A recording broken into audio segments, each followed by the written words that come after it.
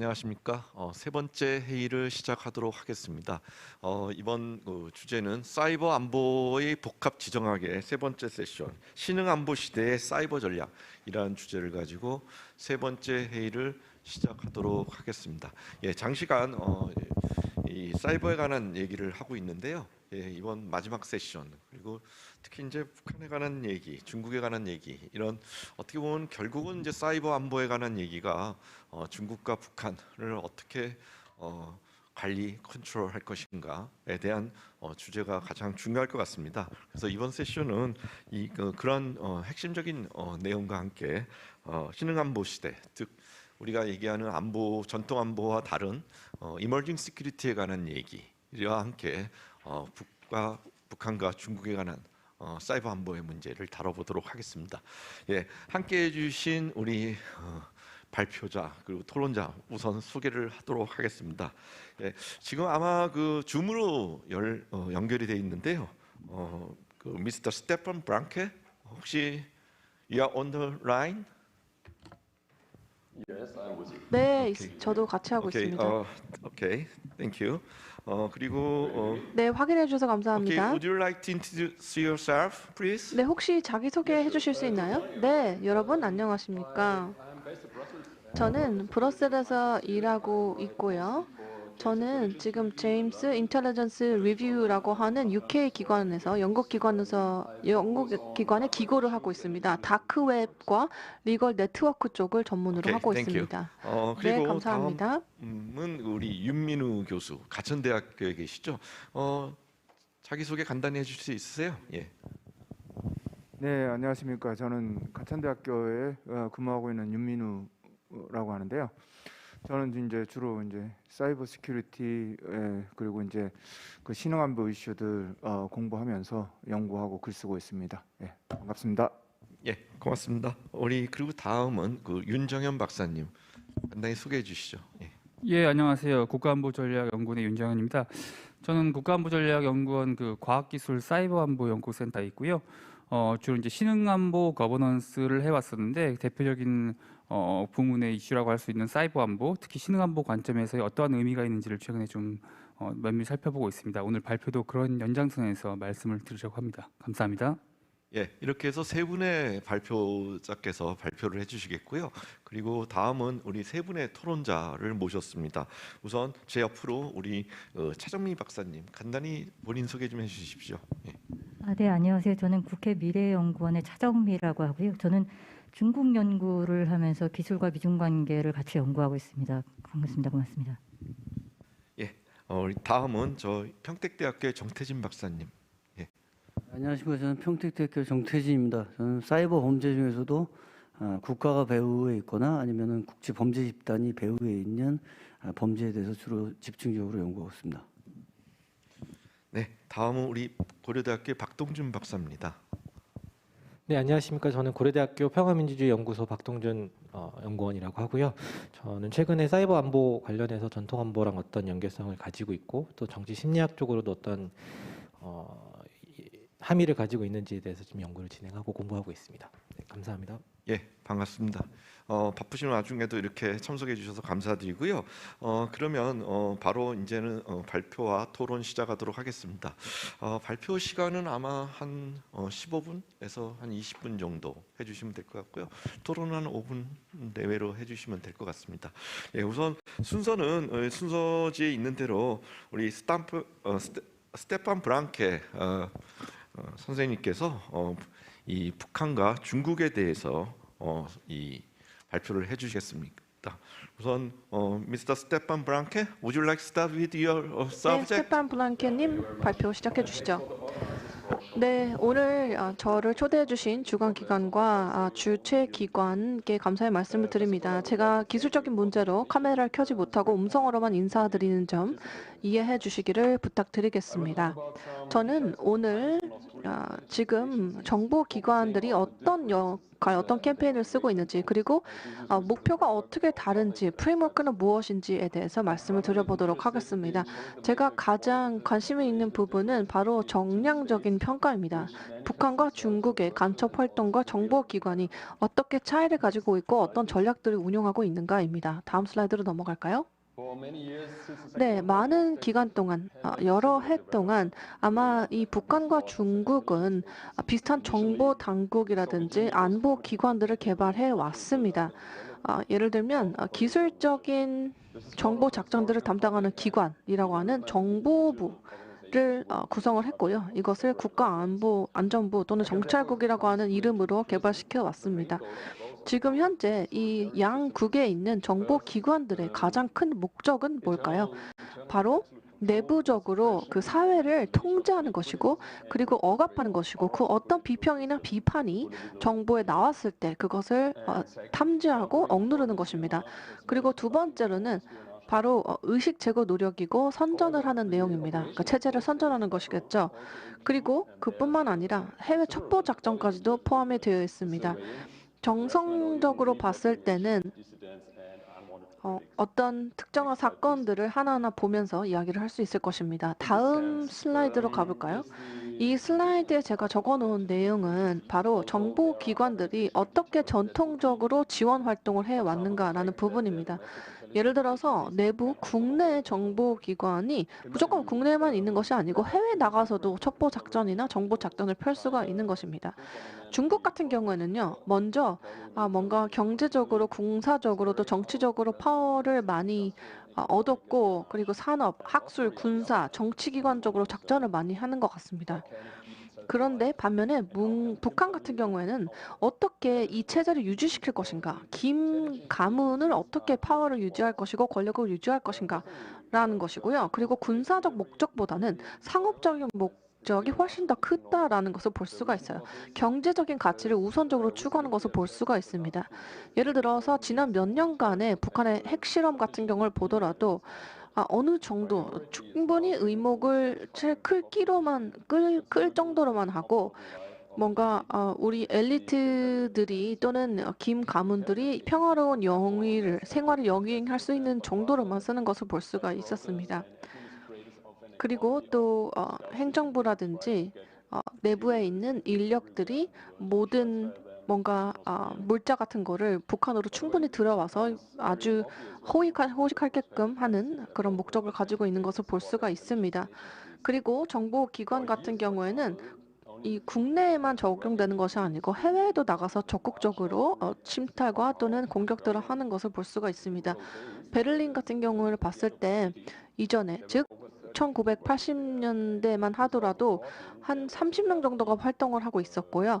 아마 2004년도 같은 경우에는 한 40명 정도가 있다가 일단 18년도 됐다가 갑자기 급작스럽게 숫자가 줄어들어서 한 8명 정도만 이제 거주하고 있는 것으로 알고 있습니다. 그리고 지금 이제 정치적인 목적이 무엇인가, 그리고 사회적인 목적이 무엇인가를 한번 볼까요? 사이버 공간에서 중국 같은 경우에는 굉장히 경험이 많고, 그리고 많은 작전에 실제로 진행하고 착수해본 경험이 많이 있습니다. 그리고 자신들 국가의 영향력이라든지 명성, 또 명예를 키우기 위해서 사이버 공간을 활용을 하고 리더십을 확보하려고 하고요. 북한은 아까 말씀하신 것처럼 상업적인 이익, 그리고 정권의 유지를 위해서 노력하고 있습니다. 다음 장표로 넘어가 볼까요?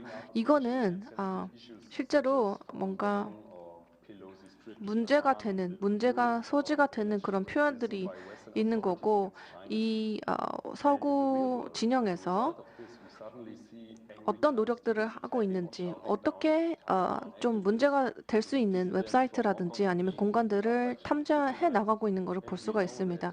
중국의 외교부 같은 경우에도 지금 내부 정찰 안전국 같은 게 서구 도시에 있습니다. 그래서 계속해서 어떤 행동이 오고 가는지를 감시하고 있고, 그리고 자신들 체제에 대한 선전들을 하는 도구로 활용이 되고 있고요. 그리고 예를 들어서 자신들의 명예나 아니면 이게 좋다, 허위 정보를 통해서 이게 문제가 있기 때문에 뭐 이 사람들을 미워해야 된다라고 하는 혐오 표현, 혐오를 조장하는 내용들도 있고요. 네, 그런 토픽과 주제들을 굉장히 쉽게 여기 해당 웹사이트에서 보실 수가 있습니다. 그리고 미국의 정보안보국에서 분석해 본 결과 이런 온라인 형 공간을 활용해서 해외에서 첩보 작전을 피는 목록들을 이제 확인하게 되었고, 러시아 같은 경우에는 한 7개 주제로 5개 정도의 작전을 동시에 펴고 있는 것을 볼 수가 있었고, 이란도 마찬가지였습니다. 거의 비슷한 방식으로 조금 왜곡되고 그리고 완전히 기존의 환경과 맥락에서 벗어난 내용들을 소셜미디어에 올리고 있는 것을 볼 수가 있었고요. 중국 같은 경우에도 다른 그런 권위적인 정권과 마찬가지로 정치적인 목적을 가지고 사이버 안보 적전을 펼치고 있다는 것을 알 수 있었는데요. 이런 시너지, 이런 세 국가와 정권들이 같이 시너지를 내면서 협업하고 있다는 것이 가장 우려스럽습니다. 한국의 정보국 같은 경우에는 이런 사이버 공간에서 모든 것들을 다 대응할 수가 없습니다. 사실 이런 체제 선전을 하는 것들은 숫자가 그렇게 크지 않고 그리고 일반적인 뭐 가짜 뉴스라든지 음모론자들한테 잘 알려지지 않았습니다. 뭔가 소셜 미디어에 있는 존재감 말고는 추가적으로 할 수 있는 게 없고 뭐 중국, 러시아, 북한이 하는 그런 스케일과는 따라가지 못하는 것으로 알고 있습니다. 그러니까 즉 한국의 정보 작전이라든지 그런 노력들이 이런 권위주의 체제에서 동원하고 있는 작전보다는 훨씬 더 그 깊이나 양적으로 좀 적다라는 것을 볼 수가 있겠죠. 그리고 그 다음으로 제 생각에는 이게 좀 좋은 상징이 될 수 있을 거라고 생각이 드는데요. 북한 대사관입니다. 이게 베를린에 있는 북한 대사관인데 상업적인 목적, 즉 경제적인 목적이 있다라고 말씀을 드렸는데 북한은 좀 다른 위치를 차지하고 있습니다. 다음 슬라이드로 한번 가볼까요? 경제적인 목적의 활동들을 한번 볼까요? 이게 뭔가 법적 또는 재정적인 의미를 얘기하는 것은 아닙니다. 그런데 이게 북한이 뭐 은행 계좌를 침취한다든지 뭔가를 가짜 계좌를 만들어 가지고 재정적으로 뭔가를 가져가려고 하는 목적이라든지 굉장히 뒤에 숨어서 신중하고 사람들한테 눈에 보이지 않는 그런 공격들을 하고 있습니다. 북한 외교관이라든지 그런 기관들이 잘 눈에 띄지 않기 때문에 아마 이쪽으로 더 신경을 쓰고 있는 것 같고요. 그리고 각각의 그 외교관들을 배치를 하고 자신들의 정권 이익의 목적에 따라서 배치를 한 것을 볼 수 있습니다. 여기 보시면 이런 활동을 가장 많이 하는 국가의 순위가 나와 있죠. 전체 264개 중에서 이란, 중국 이런 식으로 북한은 한 5위 정도를 차지하는 것을 볼 수가 있습니다. 시간이 그렇게 많지 않기 때문에 구체적으로 하나하나 말씀드릴 수는 없겠지만 이 장표를 보시면 북한의 정보국이 어떻게 구성되어 있는지 그 구조를 보실 수가 있습니다. 지금 이 구조로 보여드리는 이유가 북한 내에도 아주 다양한 조직들이 있고 그 조직들이 각각의 역할을 가지고 맡은 역할을 다 하고 있다는 것입니다. 지금 아마 중국의 현재의 정보 당국의 구성과 굉장히 비슷할 겁니다. 그리고 이런 예를 들어서 뭐 국위 선양을 하는 북한의 해커들이 중국의 뭐 비밀 안보국과 같이 공조를 한다든지 배워온다든지 그랬는데 지금은 중국 정보 같은 경우에는 이런 조직들을 통합해가는 추세이고 북한은 또 북한 자국의 이익만을 위한 노력들을 하고 있는 것을 볼 수가 있습니다. 수요에 따라서 디맨드에 따라서 내부적으로 이런 위계 구조들을 조정해 나가는 모습을 볼 수가 있고요. 그리고 다음 슬라이드로 넘어가 보겠습니다. 이것은 그리고 자생적으로 그리고 자대적으로 자기가 원하면 충성도를 다하는 사람들이 스스로 속할 수 있는 조직들이라고 볼 수가 있습니다. 바로 뷰로 121이라고 하는 북한 외부에 나가서 활동을 할 수 있는 그런 구조적 기반이라고 볼 수가 있겠습니다. 평양과 직접적으로 연결을 되면서 서로 경쟁을 하고 또 통제를 받으면서도 북한의 이익을 위해서 일을 하고 있는 외교 구조라고 보시면 되겠습니다. 그 다음으로 가볼까요? 네, 이 구조를 보시면 적어도 이제 학계적으로 또는 이론적으로 집중을 해보면 이거를 하부 인텔리전스 구조라고 하위 정보 구조라고 제가 얘기를 하는데요. 원칙적으로 봤을 때 이 각각의 조직들이 어떻게 보면 사이버 공간의 퍼실리테이터 역할을 합니다. 그리고 작전의 당연히 품질은 그 작전마다 다르겠죠. 그렇지만 이런 모든 공격이 진행된 내용들을 다 직접 검토를 해본 결과 뭔가 프리랜서들이 자체적으로 한 것처럼 보이지만 실제로 보면 다 하나하나 연결이 되어 있고 그리고 북한의 파트너들 또는 북한이 고용하는 북한 산하에 있는 기관들과 끝을 가보면 추적을 해보면 연결이 되어 있다는 것을 알 수가 있습니다. 그리고 이 서구 지역에서 미국을 환경으로 봤을 때 미국에 있는 프리랜서들을 또 고용을 해서 공격을 하는 경우도 있습니다. 2018년도 같은 경우에도 그런 경우가 있었고요. 미국의 한 문서학 보고서를 봤을 때는 북한에게 개발을 해준다든지 아니면 가상화폐 구조들을 좀 제공을 하면서 대신에 경제적인 대가를 받는 그런 거래, 모종의 거래들도 있었거든요. 그래서 이걸 통해서 제재를 피해서 무기 체계라든지 아니면 사이버 전술을 피려고 하는 북한 정권의 의지를 볼 수가 있습니다. 2019년도에 평양 블록체인 크립토커런시 가상화폐 컨퍼런스가 있었는데 그때 이제 거기에 갔다 온 사람들이 고용이 된 것으로 보이고 이것은 빙산의 일각처럼 보입니다. 미국은 지금 현재 여러 협력과 또는 파트너십을 활용을 해서 공동 대응을 하려고 하고 있지만 아마 이 각각의 IT, 사이버 그리고 가상화폐 공간에서의 공격은 이어질 것으로 보이고요. 이것은 사실 뭐 개인적인 것에서 끝나지 않는 행위들이라고 생각이 듭니다. 다크웹이라고 하는 존재가 분명히 있고 그런 모호한 공간이 있고 그리고 북한은 아주 장기적으로 치밀하게 공격들을 조율하고 기획하고 감행하고 있습니다. 아주 효과적으로 가상화폐 공간에 들어올 수 있고 다크웹이라고 하는 부분을 먼저 다크웹만 쓰지도 않습니다. 아주 다양한 옵션들이 있기 때문입니다. 범죄나 허위 정보 조직들이 텔레그램 같은 그런 플랫폼을 통해서도 이루어지고 있고요. 그리고 또 홍보 작업들도 이루어지고 있습니다. 북한의 정보안보국 같은 경우에는 이 정보문화안보국은 아시아 또는 중동 지역에 있는 주체들과도 협력을 하고 있는 것으로 보이고요. 다음 슬라이드로 넘어가 보겠습니다. 네, 이게 제 마지막 장표가 될 것 같습니다. 이제 미래에는 중국이 아주 공격적인 전략을 필 것으로 우리가 예측을 해볼 수가 있습니다. 사이버 공간에 대해서 국제적인 규범을 무조건 들여와야 될 것이 필요하다고 생각이 듭니다. 중국은 이것을 부인하고 있지만 사이버 스파이 활동이 지속되고 있는 것을 저희가 목격할 수가 있고요. 아마 인터넷 트롤이라든지 아니면 가짜 허위 웹사이트를 이용해서 대규모로 선전 캠페인을 할 거고 절대 이것이 줄어들지 않을 것입니다. 그리고 평양도 같이 이런 수단들을 활용을 한다라고 하면 절대 멈춰지지 않을 것이고 오히려 늘어나면 늘어날 것이라고 생각이 들고요. 그리고 가상화폐라고 하는 측면에서 봤을 때 가상화폐 트레이더들한테 아주 매력적인 그런 조건으로 주어질 수 있기 때문에 제재와 더불어서 이 블랙 마켓이라고 하는 흑색 시장에서의 활동을 잘 감시할 수 있어야 할 것이고요. 네, 이상으로 제 발표를 경청해 주셔서 진심으로 감사합니다. 예, 감사합니다. 우리 스테판 브랑켓 선생님의 발표를 들었습니다. 전통적인 위협, 국가인 북한과 중국의 위협이 동아시아 안보를 상당히 위협하고 문제를 푸는 데 있어 가지고 북핵 문제 등 이런 것들이 전통적으로 매우 어려운 상황에서 사이버 안보 이슈가 더욱더 이 문제를 풀기 어렵게 만드는 상황인 것 같습니다. 그래서 이 문제를 어떻게 풀 것인지에 대한 고민, 그리고 사실 복합 지정학이라고 얘기하지만 참 어렵다, 복합적이다라는 말이 새삼 중요하게 떠오르는 것 같습니다.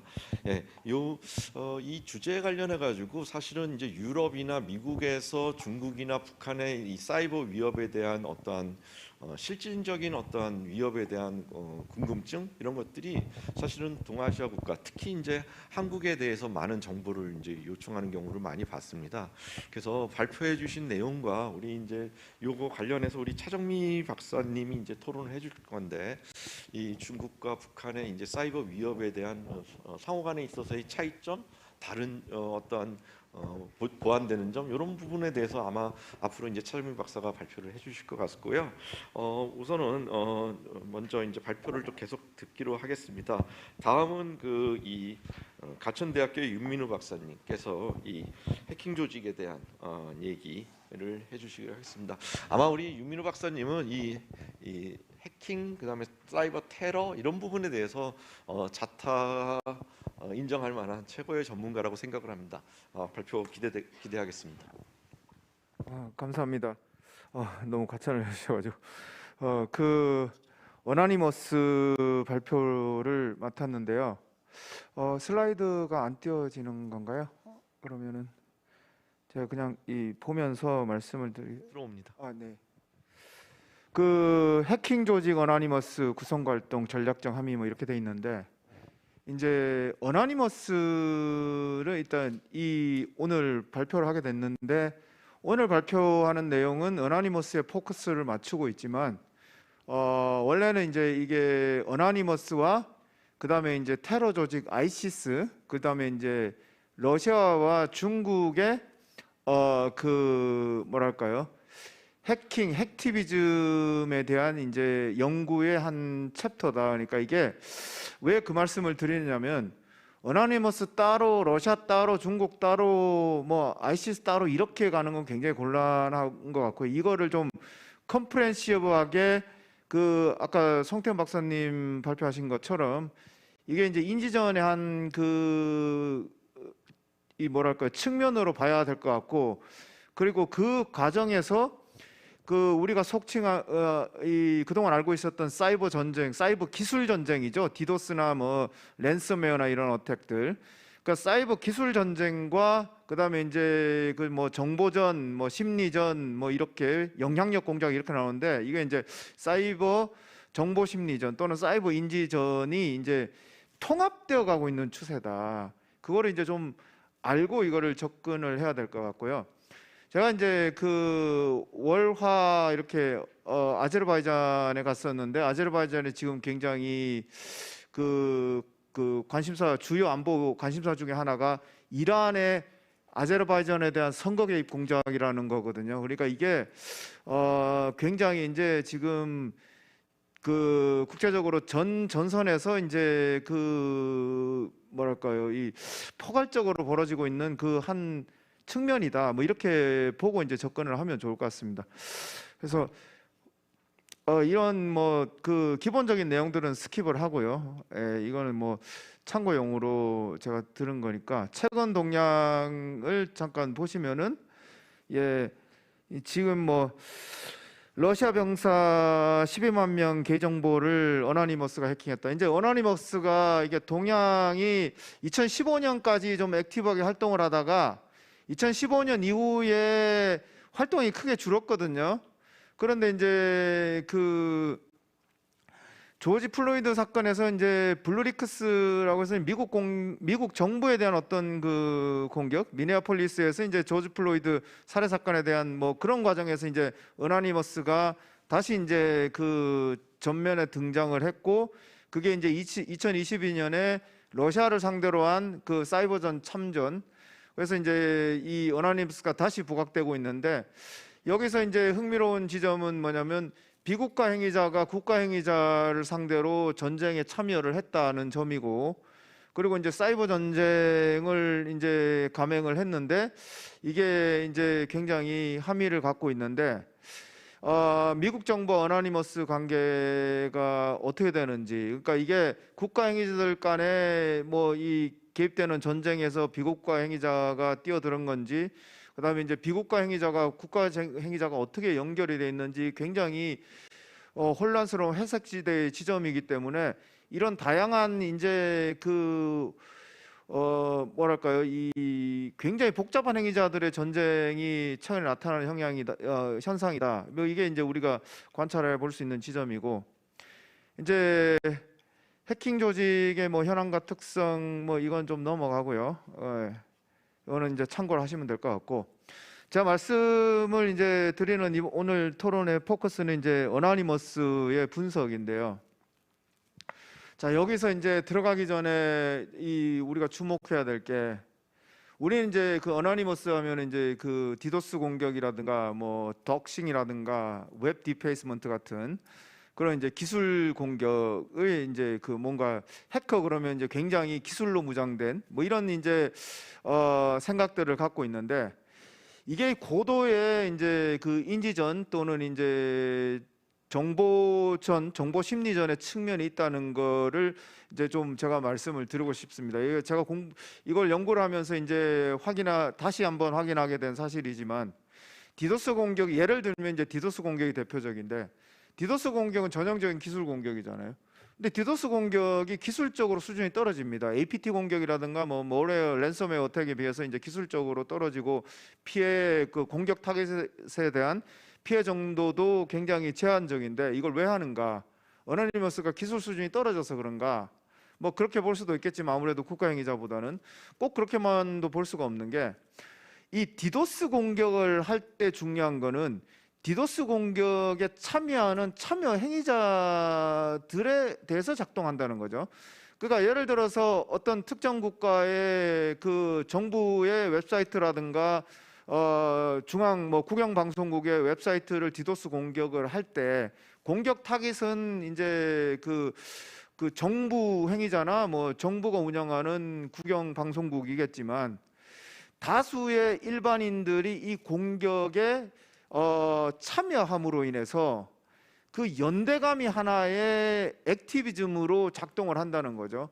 참여를 통해서 담론을 만들고, 그 담론 자체가 하나의 어나니머스의 영향력으로 작동을 하는, 그러니까 이게 어느 지점에서 기술 공격이고 어느 지점에서 어떤 이 참여를 통한 어떤 그 내러티브의 작동인지가 굉장히 애매모호해지는 그런 시점이 오는데, 오히려 어떤 면에서는 그 참여를 통해서 어나니머스의 영향력을 확장해가는 그런 측면들이 굉장히 큽니다. 왜냐하면 평범한 일반인들이 여러 가지 인생을 살면서 여러 가지 개인적인 좌절이라든가 뭐 이런 것들을 겪는데, 아주 간단하지만 그 디도스 공격에 참여함으로 인해서 자기가 뭔가 역사의 주인이 된다거나 어떤 굉장히 위대한 대의를 위해서, 그게 뭐 그 개인의 자유가 됐건 정보 통신의 자유가 됐든 간에 뭔가 중요한 가치에 대해서 자기가 참여하고 그 액션을 통해서 결과를 만들어낸다는 그 경험을 통해서 이게 변화의 어떤 주역이 된다. 이거 굉장히 파워풀한 그 내러티브거든요. 그걸 통해서 어나니머스가 영향력을 확장하는 측면이 있기 때문에 이게 이제 굉장히 복잡한 지점이 있다라는 걸 먼저 말씀을 드리고 싶습니다. 그래서 그 다음에 이제 우리가 또 하나 주목해야 될 게, 그 핵티비스트가 그 네트워크로 돼 있는데 탈중앙화되고 분산되어진, 그러니까 그리고 이제 느슨하게 결합된 자발적 참여자들인데, 이게 이제 아이시스와 같은 알카에다와 같은 이제 그 국제 테러 조직의 네트워크가 좀 차이점이 뭐냐면, 국제 테러 조직은 그 스케일 프리 네트워크 또는 척도 없는 네트워크로 구성이 짜져 있어 가지고 그 G 허브에 해당하는 G 통제 본부가 있어서 이거 전체 네트워크를 컨트롤하는 반면에, 핵티비스트의 어떤 네트워크는 이게 허브가 없어요. 뚜렷한 그 G 통제의 허브가 나타나지 않는데, 이게 이 지휘부라고 할 수 있는 담론을 이끌어가는 그 각각의 액션들이 있는데, 그러니까 그 예를 들면 아이시스에 대한 공격, 예를 들면 미국 정부에 대한 공격, 예를 들면 러시아 정부에 대한 공격, 각각의 에피소드들마다 그 오퍼레이션을 주도하는 어떤 그 리딩 그룹은 있는데, 이게 액션이 바뀔 때마다 그 지도부에 해당된다고 볼 수 있는 그 리더십 그룹이 좀 바뀌는 추세다. 그러니까 이게 굉장히 지도부라고 할 수 있는 것들이 분산되어 있는데 에피소드마다 지도부들이 다르게 구성되어진다는 거죠. 그러니까 매 네트워크 작동 방식이 매 공격의 에피소드마다 다르게 구성되어지니까 이 굉장히 독특한 이제 네트워크 실체를 갖고 있다. 그러니까 지부를 특정하기 어려운 그런 이제 특징들을 갖고 있는데 이 참여의 경험들이 굉장히 중요하다. 그래서 이제 이 어나니머스에 나타나는 특징이 뭐냐면 기술 수준이 좀 더 단순하고 간단해야 된다라는 거죠. 그러니까 어나니머스의 그 기존의 참여자가 아니더라도 이번 공격 에피소드에서 자기가 어나니머스가 될 수 있는 또는 일반인들도 참여하기 위해서는 누구나 간단한 링크를 통해서 디도스 공격이라든가 뭐 이런 그 웹 디페이스먼트 공격을 할 수 있어야 되기 때문에 기술 수준이 매우 간단한 공격을 하는데 여기에 효과는 참여의 효과고 기술 수준이 간단하다고 해서 그 공격력의 효과가 결코 작지 않다. 그래서 이런 굉장히 독특한 구조를 갖고 있습니다. 이게 국가 행위자들과 좀 그 다른 지점인데 그래서 이제 이런 것들이 좀 나타났고요. 그다음에 이제 그걸 통해서 저기 보면은 보고마라고 하는데 에반젤라이제이션, 이반젤라이제이션. 그러니까 이제 이게 종교적인 어떤 속성을 갖고 있다. 그 내러티브 전쟁, 특히 이제 사이버상에서는 오퍼레이션하는 이 내러티브, 이게 국가행위자들도 비슷한 측면들이 있는데 어나니머스는 특히 이게 신념 체계, 믿음, 종교적인 어떤 특성을 갖고 있습니다. 그래서 개인의 자유에 대한 믿음. 정보 인터넷 공간이 국가의 통제를 받지 않아야 된다는 어떤 신념 이런 것들이 하나의 어떤 그 믿음의 가치 체계를 띠고요. 이게 이제 복음화를 통해서 여러 사람들 다수에게 이제 그 뭐랄까 이 전도를 하는 방향으로 이게 가고 있습니다. 그래서 이게 굉장히 내러티브전이나 인지전의 성격을 굉장히 갖고 있다. 이런 것들을 이제 우리가 좀 들여다봐야 될 것 같고요. 그다음에 이제 조직 구조에서 굉장히 독특한 것들이 이제 무정 형성이라고 했는데 아까 말씀드린 대로 그 굉장히 분산되어 있는 네트워크 형태로 이제 작동을 하는데 그러다 보니까 행위자가 누군지 실체 식별이 굉장히 어렵고요. 식별 가능한 것 자체가 어나니머스의 그 이념, 신념 체계에 반합니다. 그러니까 누군가 자기가 지도부다, 누가 이런 공격을 했다라고 어나니머스 행위자가 자신의 아이덴티티를 그 공개하는 순간 어나니머스의 적이 되는 거죠. 그리고 이제 이게 일관된 철학이나 정치적 프로그램도 갖지 않고요. 그러니까 이게 보면은 굉장히 다수의 참여자들에 의해서 이 내러티브 담론들이 만들어가는 측면들이 있기 때문에 이게 굉장히 실체가 없는 것 같은데 실체가 존재하는, 그러니까 액션, 실제적인 그 사이버 공격이 나타나야 어나니머스 존재가 드러나고 어나니머스로 존재를 하는 그런 측면들이 있습니다. 근데 이제 이게 그러면 어떻게 이 굉장히 통합적이고 이 뭐랄까 이렇게 굉장히 조율된 형태로 작전 가능한 형태의 전투 실체로 나타나는가? 그게 이제 그 굉장히 이제 흥미로운 지점인데, 저는 여기서 지금 주목하고 있는 게 커맨더 내러티브다는 거고요. 그러니까 이 내러티브 자체가 하나의 지휘통제본부로 작동을 한다는 거죠. 이게 굉장히 이제 흥미로운 지점인데, 그러니까 우리가 알고 있는 기존의 전통적인 방식은 뭐냐면 지휘통제본부가 있는 겁니다. 그게 북한이 됐든 그 중국이 됐든 아니면 이제 러시아가 됐든 뭐 아니면 이제 뭐 이슬람 극단주의 뭐 테러 조직들 아이시스가 됐든 간에 식별할 수 있는 지도부가 존재를 하죠. 그래서 지휘통제본부에서 뭔가 전략적인 내러티브를 짜고 전략적인 가이던스를 주고 공격 타깃이라든가 뭐 속도 조절이라든가 뭐 이런 것들을 하고 전체 네트워크를 조율을 하는데, 여기는 그게 나타나지 않는데 그런 어떤 그 인터넷의 어떤 국가 통제에 대한 저항, 그다음에 이제 개인의 자유, 그다음에 뭐 이런 그 이 리더에 대한 어떤 그 반감, 뭐 이런 것들이 이제 하나의 그 내러티브 형태로 나타나는데 다수의 참여자들이 스토리텔링 형태로, 그러니까 이게 정교한 이데올로기나 이론 철학 체계가 아니고 우리가 이제 그 어린 시절에 읽은 동화와 같은 이제 스토리 형태로 이제 이게 작동을 하는데, 사람들이 누구나 이 스토리의 주인공으로 자기를 감정이입을 할 수 있게 되어 있고요.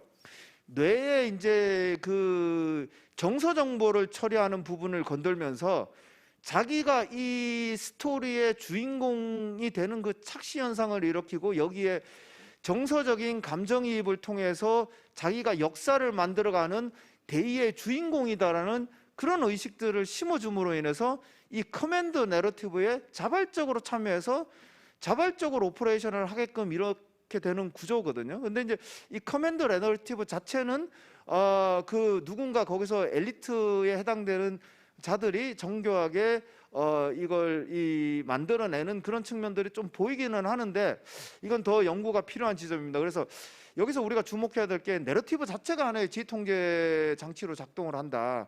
그래서 이게 국가행위자들이 이걸 좀 들여다볼 필요도 있고 벤치마킹을 해볼 필요도 있는데 그러다 보니까 이제 민간행위자들이 집합정체성으로 자발적으로 이제 그 전투를 수행할 수 있는 최근에 나타나고 있는 이제 그 미래전 개념에 이게 하나의 어떤 그 시사점을 주고 있는 측면도 있어서 굉장히 저는 이걸 좀 흥미롭게 보고 있습니다. 그래서 커맨드 내러티브를 좀 더 들여다볼 앞으로도 향후 들여다볼 생각이고요.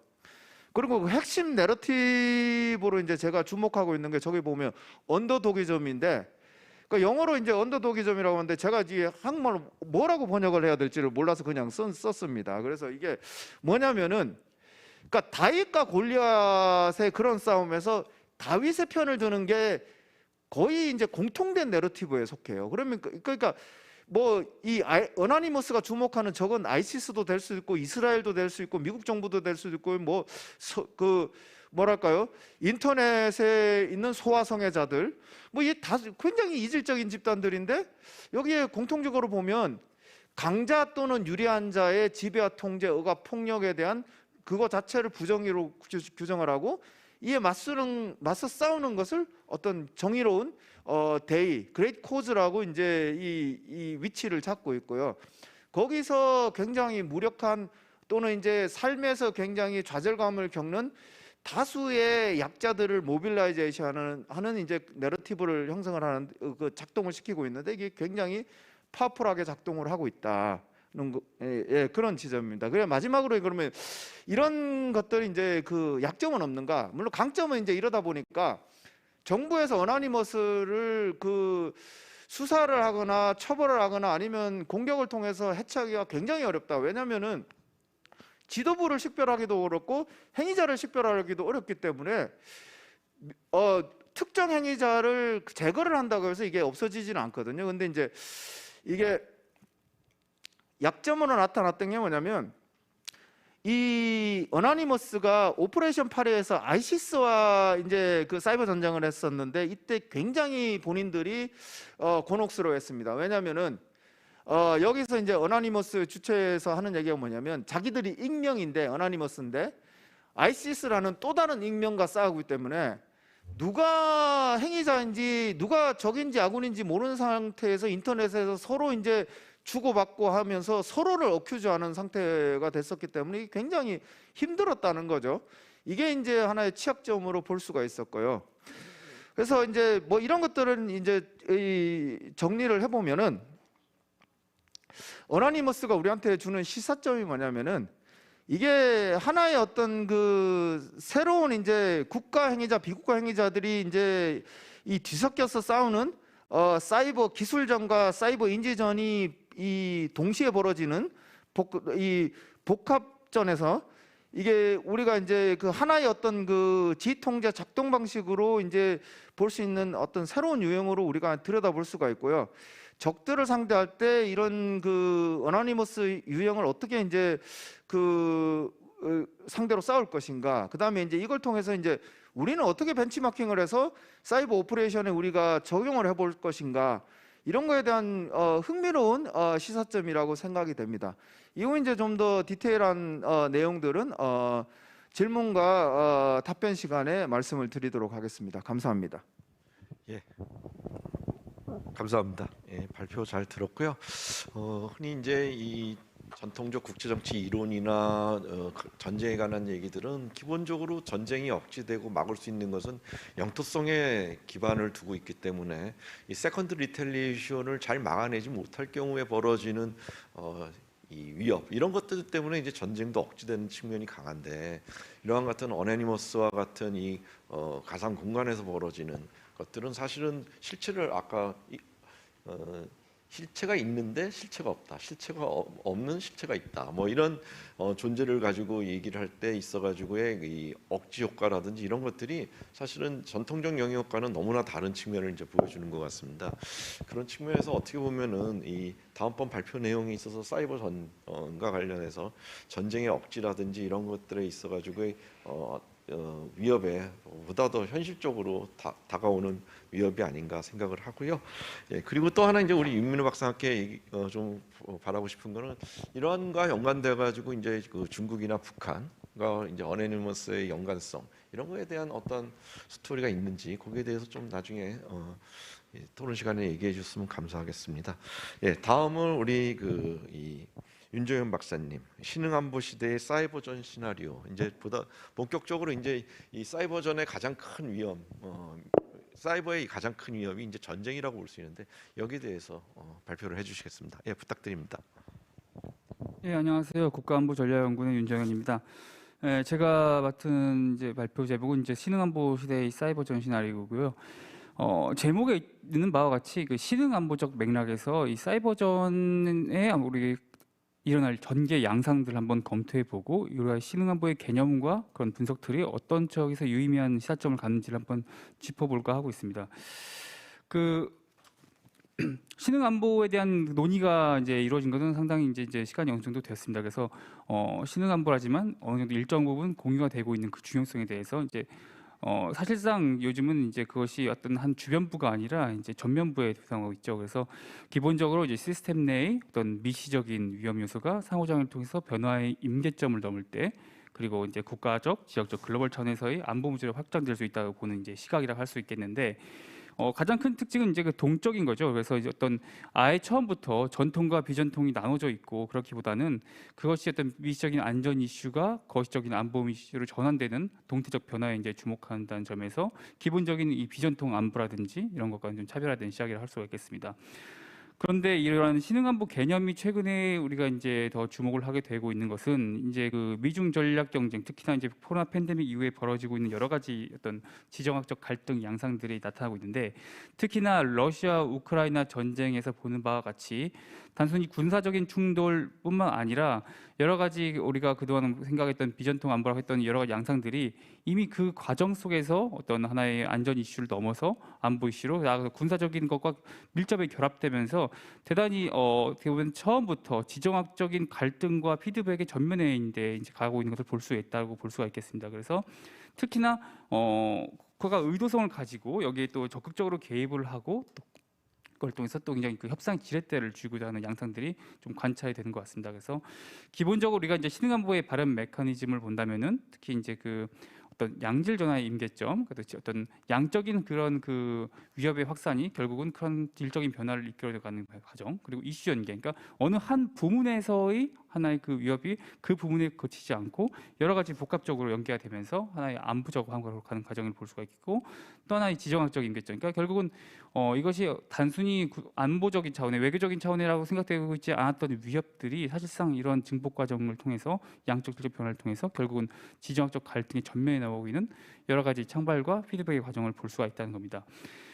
중요한 점은 이러한 그 신흥안보 시대의 이런 그 변화의 메커니즘이 사이버 안보에서 굉장히 특히나 이제 우리가 밀접하게 관찰이 되고 있다. 그것은 이제 크게 한 세 가지 정도로 줄 수 있겠는데, 사이버 위협의 양적인 증대를 볼 수 있을 것 같습니다. 특히 이 코로나 이후에 어떤 원하도 원치 않든 비대면 패러다임이 되면서 생활에서의 디지털 전환과 비대면 패러다임이 결국은 우리 일상생활에서의 사이버 보안과 그거에 대한 위협에 대한 그 공격 표면을 증가시켰다라는 게 들 수 있겠고, 실제로 그거에 대해서 여러 가지 단순한 경제 범죄 조직에서 국가 배후의 전문 그룹까지 사이버 공격 양상을 굉장히 다양화시키는 모습을 이제 본 바 있습니다. 그래서 특히 그 질적 변화를 본다면은 결국은 아까 그 신안보의 하나의 메커니즘을 보는 것처럼 단순히 그런 하나의 부문에 그치지 않고 그것이 여러 가지 그 각각의 산업 부문뿐만 아니라 보건 이슈라든지 에너지 이슈 여러 가지 그 각각의 부문과 결합되면서 복합적인 양상으로 완보가 되고 특히 이러한 그 과정 속에서 특히 기술의 진화, 특히 최근에 발생하고 있는 메타버스의 진화라든지 새로운 형성에서의 어떤 위험 양상으로 보는 걸 볼 수가 있겠습니다. 그리고 아까 강조해드린 바와 같이 전통 안보의 결합 양상이 굉장히 뚜렷해지고 있다. 그래서 어떤 그 물리적인 공격뿐만 아니라 사회적 혼란과 정보 심리를 통해서 적국의 어떤 사기를 꺾거나 여러 가지 혼란을 야기시키는 복합적인 공격의 수단으로서 이제 진화하고 있는 것을 볼 수가 있겠습니다. 특히 이 사이버 공간은 특히 이제 그 어떻게 보면 하나의 어떤 신흥안보 시의 발원지로서 굉장히 복합화된 양상을 볼 수가 있겠는데 우리가 또 특히 제가 이제 이후에 좀 말씀드리겠지만 주목해야 될 부분이 또 이제 공급망 부분입니다. 그래서 ICT 공급망 같은 경우에는 기본적으로 우리가 어떤 하드웨어적인 뿐만 아니라 거기에서 유통되고 있는 여러 가지 지식적인 내용들, 그 다음에 소프트웨어 요소들이 같이 결합돼서 어떻게 보면은 그게 한 유무형에서의 어떤 한 경로에 있어서의 취약점을 굉장히 내포하고 있고 또 한 그 공급망에서는 여러 가지 그 국가들 간의 거래가 있겠지만 우리가 익히 알고 있는 빅테크뿐만 아니라 우리가 알지 못하는 여러 가지 서비스와 제품을 제공하고 있는 여러 하청 기업들을 가지고 굉장히 복합적인 행위자들이 거래하고 있습니다. 그래서 그만큼 굉장히 취약한 지점이 있고 여기가 사실상 또 다른 사이버 공간에서의 이런 공공 생태계가 굉장히 또 취약점으로 부상을 하고 있다. 그리고 아까 말씀드렸듯이 보건 안보 분야 연계도 있었고 에너지 안보 분야 연계도 있었습니다. 그래서 결국은 이 사이버 안보에 대한 이슈들이 발현되고 있는 부분들이 굉장히 복합화되고 있는 것을 볼 수가 있을 것 같습니다.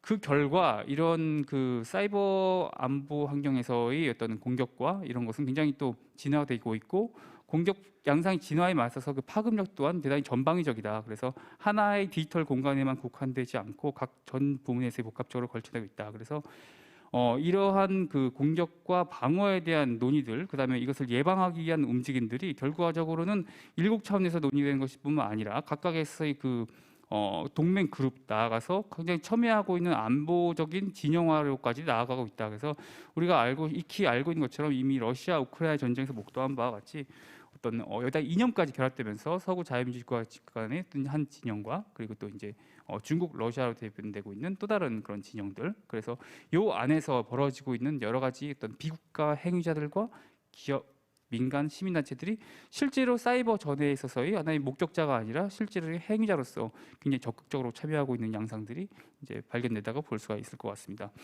그래서 이러한 그 변화상을 염두에 두고 우리가 이제 그 사이버전에 대해서 우리가 연구를 하기 위해서는 이 시나리오를 수립하기 위해서는 말씀드린 바와 같이 신흥안보적 차원에서의 사이버 환경의 변화 그리고 여기서 나타나는 사이버 공격 양상의 진화를 같이 검토를 해야 될 필요가 있을 것 같고요. 그래서 최근에 진화된 사이버 공격이 나타난 주요 특징, 위협 양상에 대해서 한번 검토할 필요가 있을 것 같습니다. 그다음에 말씀드린 것 같이 하나의 어떤 우리가 생각하고 있는 어떤 소프트웨어인데 디지털 부분에만 하는 게 아니라 이것이 전방위적으로 확산되고 있기 때문에 각 부문별로 어떻게 연계가 되는가. 그래서 이거에 따라서 복합적인 사이버에 대한 그 공격에 대한 피해 양상 그리고 이것이 낳고 있는 여러 가지 유형에 대한 사이버전 시나리오를 한번 우리가 선제적으로 그려볼 필요가 있을 것 같습니다. 그래서 그렇다면은 관건은 결국은 이런 시나리오를 그렸을 때 이것이 과연 아까 말씀드린 것처럼 단순히 안전에서 안보 이슈로 결국은 미시적 차원에서의 거시적인 문제로 심화되는 이러한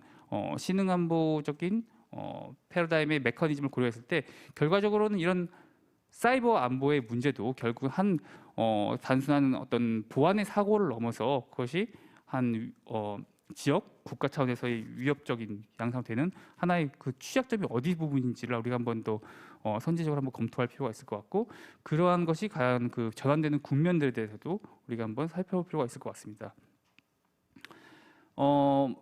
이거 같은 경우 뭐 잠깐 말씀드리겠지만 이러한 말씀드린 것처럼 특히 러시아 우크라이나 전쟁에서의 사이버 위협 양상의 진화에 따른 어떤 면밀한 검토가 나오고 있고 특히 각자의 국제 기구라든지 또 이제 WEF 같이 실제로 현재의 변화되고 있는 이런 양상들에 나타나는 위험성 그리고 여기에 필요한 협력 체계라든지 거버넌스에 대한 논의가 나오고 있습니다. 그래서 본 발표에서의 초점은 결국은 이제 불확실성을 고려한 복수의 여러 가지 사이버 문제 전개 시나리오를 한번 수립한다. 그래서 여기서 이제 좀 더 우리가 생각하고 있는 전략적 미래측인 시나리오 방법론, 그러니까 사실상 발생한 것이 아니기 때문에 좀 더 우리가 좀 더 미래적 차원에서 한번 이것을 그려보고, 그리고 이거에서 단순히 어떠한 현상이 벌어지는가를 넘어서 그것을 발생시킨 백그라운드와 또 동인들, 촉발 요인, 그리고 중요한 것은 이것이 파급 효과의 N차 파급 효과의 전개 과정에서 결국 어떻게 거시적으로 위협 양상이 되는가를 좀 더 그려보고자 했습니다. 그래서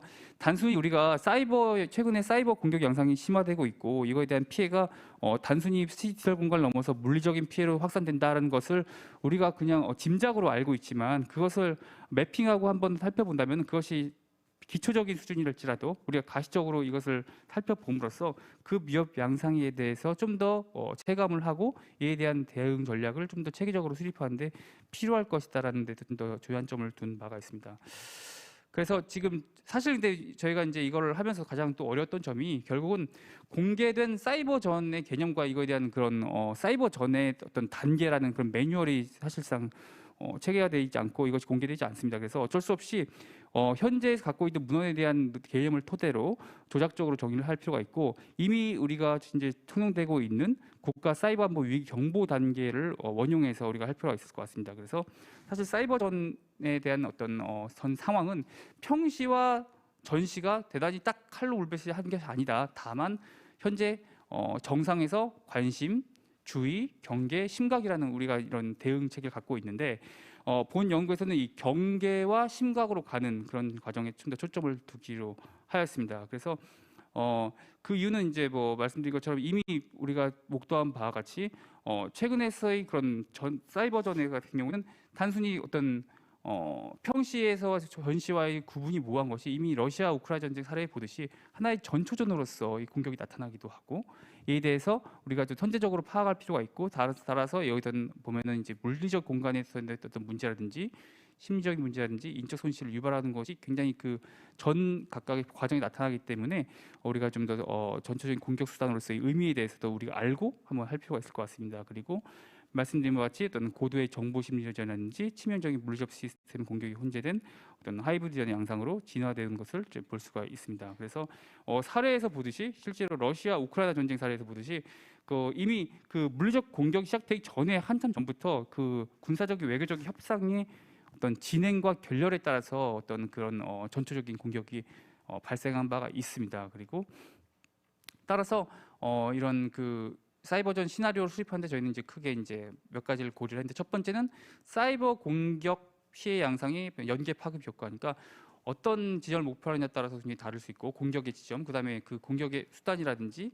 그리고 특히나 이제 중요한 점은 최근의 사이버 공격이 사이버 공간에 국한되지 않고 물리적인 연계 공격으로 인해서 양적 질적인 피해가 동시에 확산되는 경우에 굉장히 큰 혼란을 가져온다. 그래서 이러한 사이버 공격에서의 어떤 질적인 진화 양상을 같이 고려하는 것을 좀 했습니다. 그래서 요 지금 뭐 보시는 그림과 같이 어떤 우리 향후에 발생 가능한 사이버전의 시나리오 그림은 한번 크게 한 세 가지 정도를 한번 생각해 볼 수가 있을 것 같습니다. 그러니까 큰 축은 결국은 사이버 공격에서의 양적인 심화, 그러니까 사이버 디지털 공간에서의 어떤 피해를 유발하는 거니까 어떤 온라인 공간이 셧다운되거나 이런 것에 대한 어떤 양적인 심화 있을 테고, 특히 물리적인 연계점을 좀 더 공략을 하는 경우에 그 경우에는 이것이 실질적으로 단순히 디지털 공간의 피해에 그치지 않고 관련된 여러 가지 일상에 있어서의 어떤 교통이라든지 여러 가지 그런 부문에서의 체감할 수 있는 물리적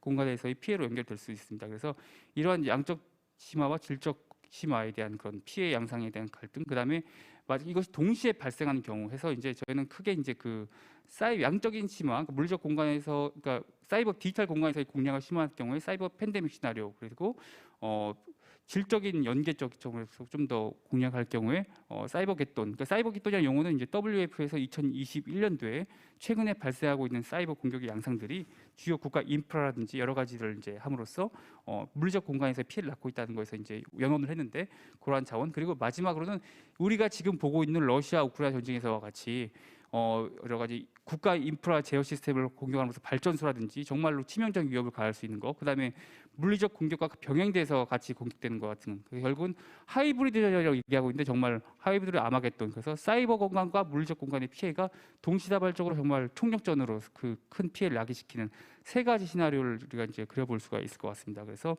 그런 차원에서 이제 검토를 했고요. 그리고 이런 그 진행을 보기 위해서는 결국 아까 말씀드린 것 같이 그 촉발 배경과 이것을 가능하게 있는 동인들, 그러니까 배경은 실질적으로 그 취약성들을 갖고 있는 거고요. 동인은 외부 세력의 사이버 공격 감염을 이끄는 동기라든지 목표들이 이겁니다. 그리고 촉발 경로, 실질적으로 뭐 어떤 경로를 타고 이게 일어나느냐, 그리고 주요 공격 주체와 대상, 파급 효과를 볼 수가 있을 것 같습니다. 그래서 크게 여러 가지 이제 민간 기업 부분과 정보통신 데이터 부분, 그리고 전력망이라든지 에너지, 또 발전소, 교통, 국방 시스템 등 각각의 부분, 그리고 공급망, 제조 부품, 지식 정보, 그리고 이제 정치, 외교, 안보 부분에 걸쳐서 저 연구진과 이제 같이 좀 이렇게 좀 살펴봤고요.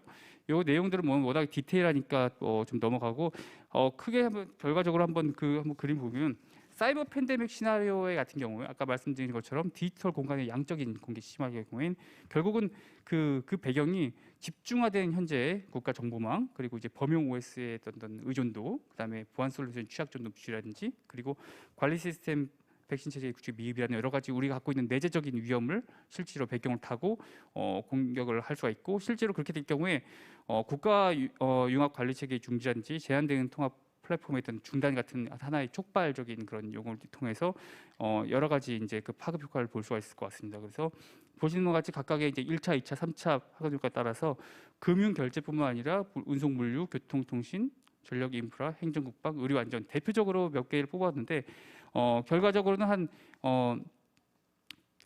여러 가지 물류에 대한 문제라든지, 그다음에 이제 주요 생필품의 이제 부족이라든지, 사실상 온라인에서 시작된 공격도 결과적으로 이렇게 물리적 파악으로 이루어질 수 있다.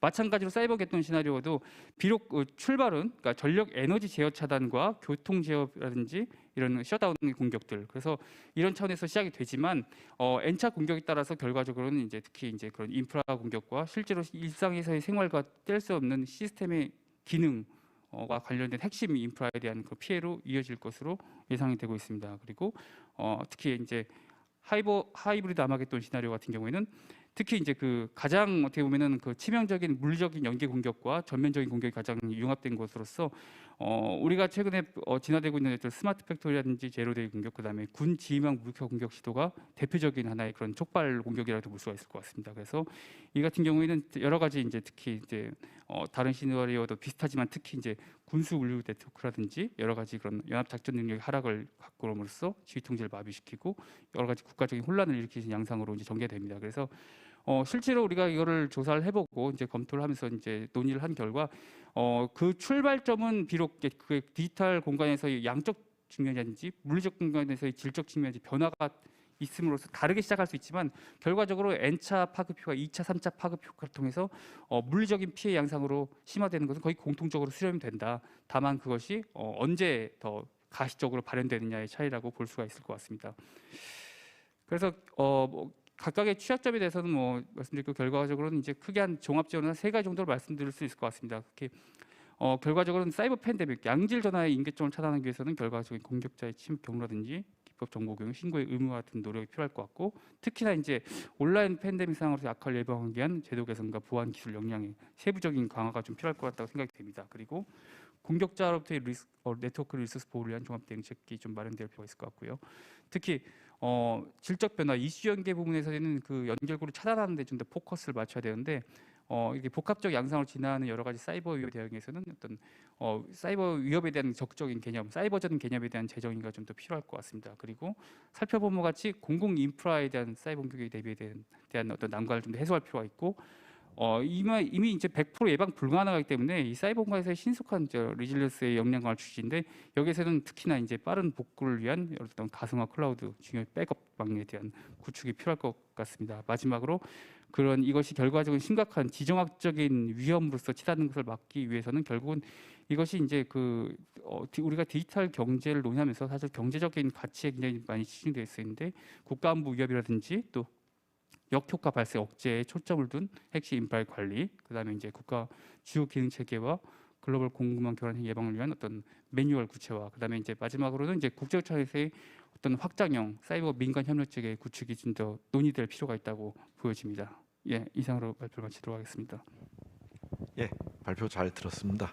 예, 이것으로 세 분의 발표 잘 들었고요. 제가 이 세 분, 특히 두 분 발표를 쭉 들으면서 기존의 국제 정치 이론과 사이버 안보 이것이 양립할 수 있을까? 제 말은 우리가 어떻게 전통 안보와 비전통 안보 그리고 신흥 안보가 다른가를 얘기할 뿐인 것이고, 그것을 가지고 이제 전쟁과 평화에 대한 얘기를 얘기하면서 전쟁과 평화, 전쟁의 가능성을 이제 줄이고 평화를 기회를 높인다라는 기존의 국제 정치 이론을 이러한 이 사이버 공간에 있어서의 다양한 이슈들을 다루는 데 있어서 이것을 커버할 수 있을까라는 것에 있어서 우리는 차이점을 얘기는 할 수 있지만 이거를 설명하고 막고 또 평화의 기회를 높인다라는 그런 차원에서 보면은 기존의 이론 갖고는 힘들지 않을까 하는 생각이 들었습니다. 그래서 주로 이제 국제 정치 이론이나 이런 것들이 이벤트 드리븐하다는 얘기를 많이 하죠. 그래서 상황이 벌어지면 이거를 잘 설명하고 이것을 해결할 수 있는 방법들을 얘기하는데, 이번에 나오는 이런 이슈들은 사실은 조금 이제 국제 정치 이론들이 커버하기 힘든, 그리고 앞으로 좀 더 많은 이론적 논의와 함의가 있어야만 이러한 이슈들을 담아낼 수 있는 전쟁과 평화에 관한 얘기가 새롭게 시작되지 않을까 하는 생각을 해봅니다. 세 분 발표 잘 들었고요.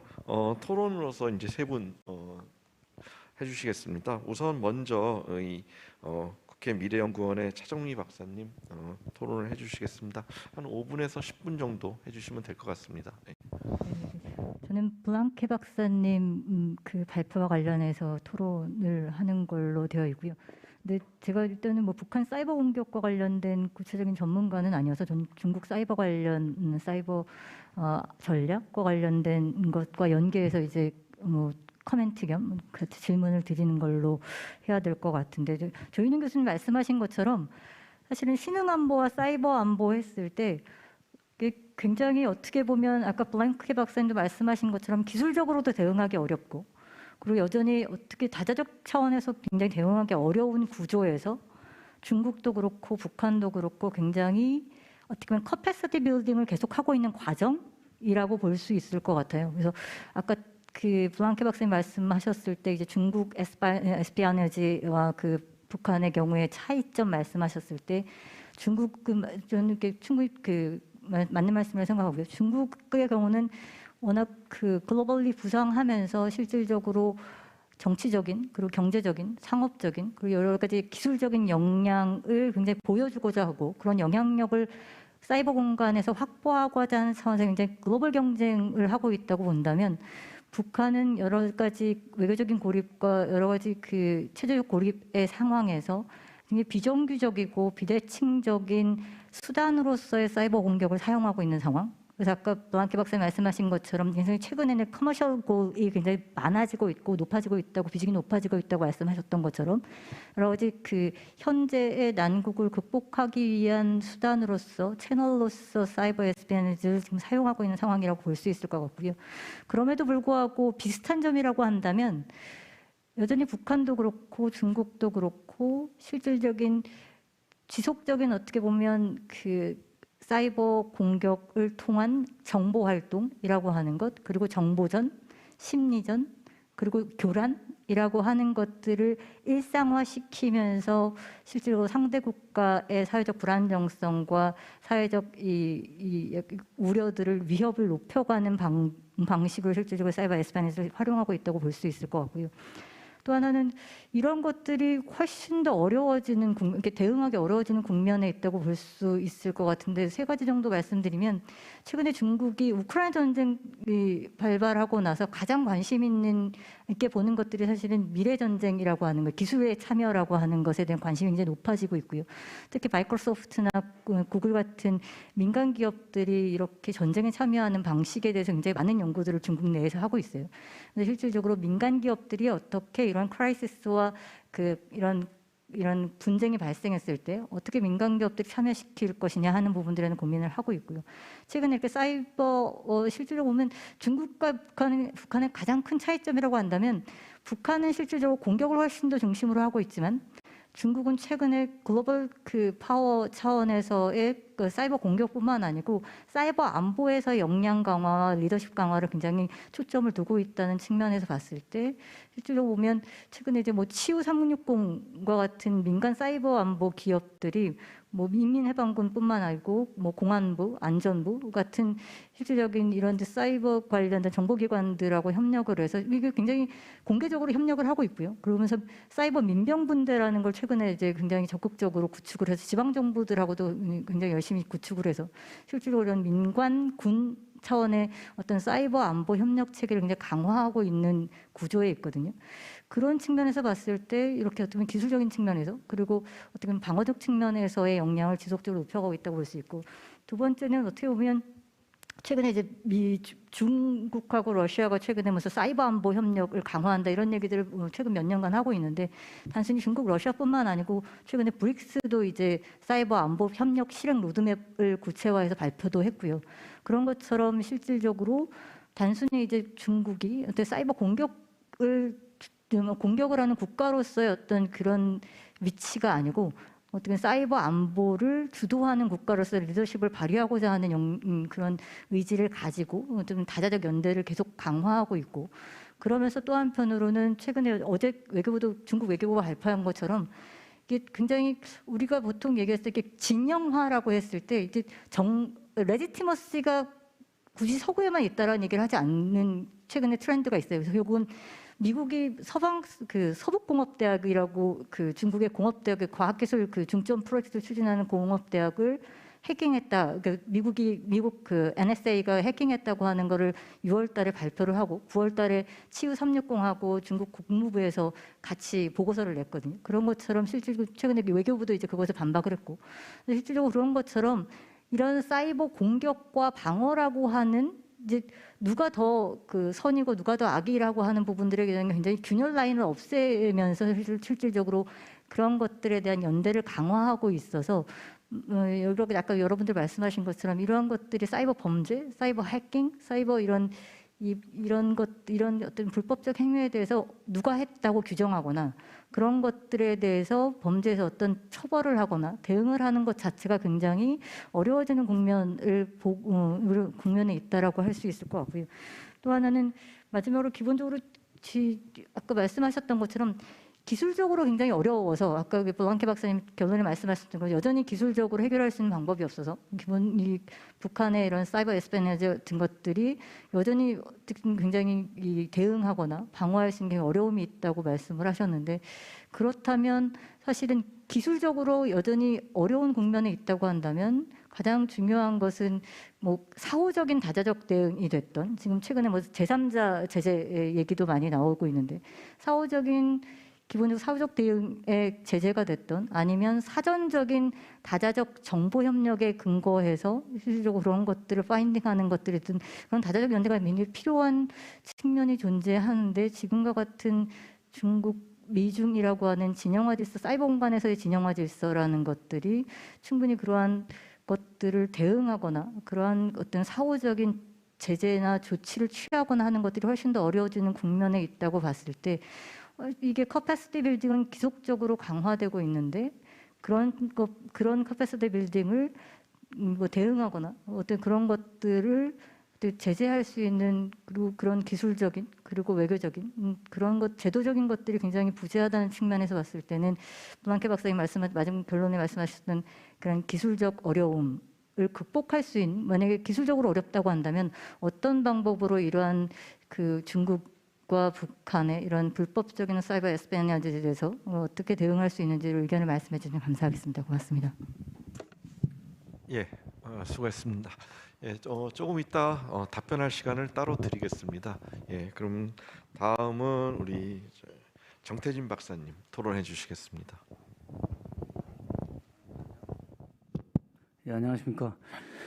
모두들 뭐 국제 정치라든가 정치 외교 쪽에 다 전문가들이신데요.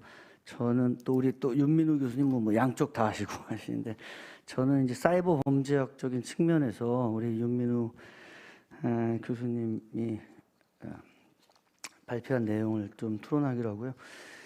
되게 이 주제 자체가 아주 너무 어려운 거를 정말 아무나 할 수 없는 걸 좀 하신 것 같고 아주 또 그런 면에서 상당히 의미가 있고 뭐 어렵고 아주 되게 도전적이고 그다음에 또 되게 흥미로운 것들 그리고 또 대부분 이제 여기 뭐 이렇게 해주신 거 내용을 보니까 뭐 저희 같은 전공됐으니까 그렇지만 저희 뭐 형사사법 쪽에서는 그 프레임 뷰로 보이는 그냥 뭐 특별한 장비 없이 이렇게 딱 볼 수 있는 그런 어너니머스라든가 그런 그룹에 대해서 좀 분석을 많이 해주신 것 같고요. 근데 사이버 범죄학에서는 저희가 이제 좀 강조하고 싶은 건 사이버 범죄학은 사이버 보안 뭐 안보 이쪽과 좀 다르게 저희는 이제 휴먼 비헤이버 인간 행위에 대한 통제거든요. 그래서 이 핵티비스트도 마찬가지고 저희는 뭐 그들 기술에 관심 있는 게 아니라 그들 자체, 인간 자체의 어떤 행위에 대해서 좀 통제하는 쪽으로 좀 많이 염두에 두고 저는 이걸 보고 있고,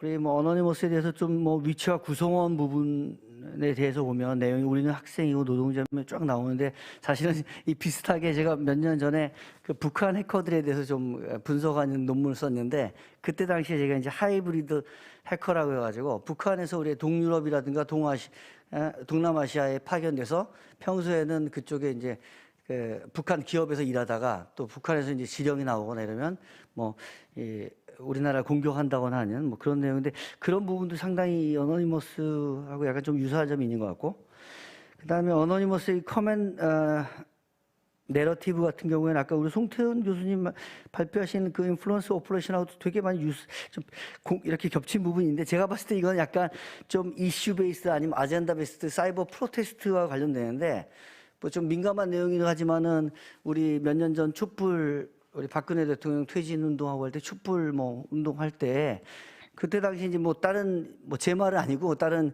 그 안보 전문가 일부가 저한테 얘기해 주신 게 뭐냐면은 그때 이제 사드 문제라든가 이게 북한하고 이런 문제가 있어가지고 실질적으로 중국에서 한국에 나와 있는 중국 유학생이라든가 뭐 중국 국적의 여러 사람들한테 광화문으로 촛불 들고 몰려가라 뭐 이런 얘기를 했다라는 말들이 있어요. 그래서 그런 것들이 좀 이런 내용하고 많이 좀 연상케 하고요. 그다음에 어너니머스의 이제 공격 수행 과정을 갖다가 봤는데 결국 뭐 같은 말인데 제 얘기는 이제 앞으로 참고해서 같이 좀 연구할 기회가 있었으면 좋겠는데 이제 이것도 여러 가지 이제 공격 수행 과정 잘 말씀해 주셨는데 이걸 좀 저는 간단하게 봤을 때는 약간 이게 유비쿼터스하고 약간 또 스워밍 전략이다. 그래서 한꺼번에 막 참여자들이 뭐 많이 모여야 되고 같이 뭐 디도스도 공격해야 되고 뭐 이런 것들을 좀 그렇게 정리를 했고요. 그다음에 사실은 뭐 윤민우 교수님이 제가 생각한 건 내용은 다 똑같아요. 근데 약간 좀 다른 앵글에서만 제가 좀 밥값 좀 하려고 그냥 말씀을 드리는데 저는 약간 여기에 가정이 하나 있는데 저는 좀 어너니머스 우리가 연구도 하는데 이들이 왜 뭐 이런 얘기를 좀 생각을 하면서 가정을 하는데 사실은 여러분 뭐 이제 헐리우드 영화에 요즘 보면은 뭐 다 사이버 테러리스트, 사이버 범죄자 나오는데 추적 못하는 거 아무것도 없거든요. 그리고 얼마 전에 또 북한 해커 뭐 박진혁이도 추적하고 다 추적하는데 과연 우리가 이거 안 잡는 거야 아니면 못 잡는 거야?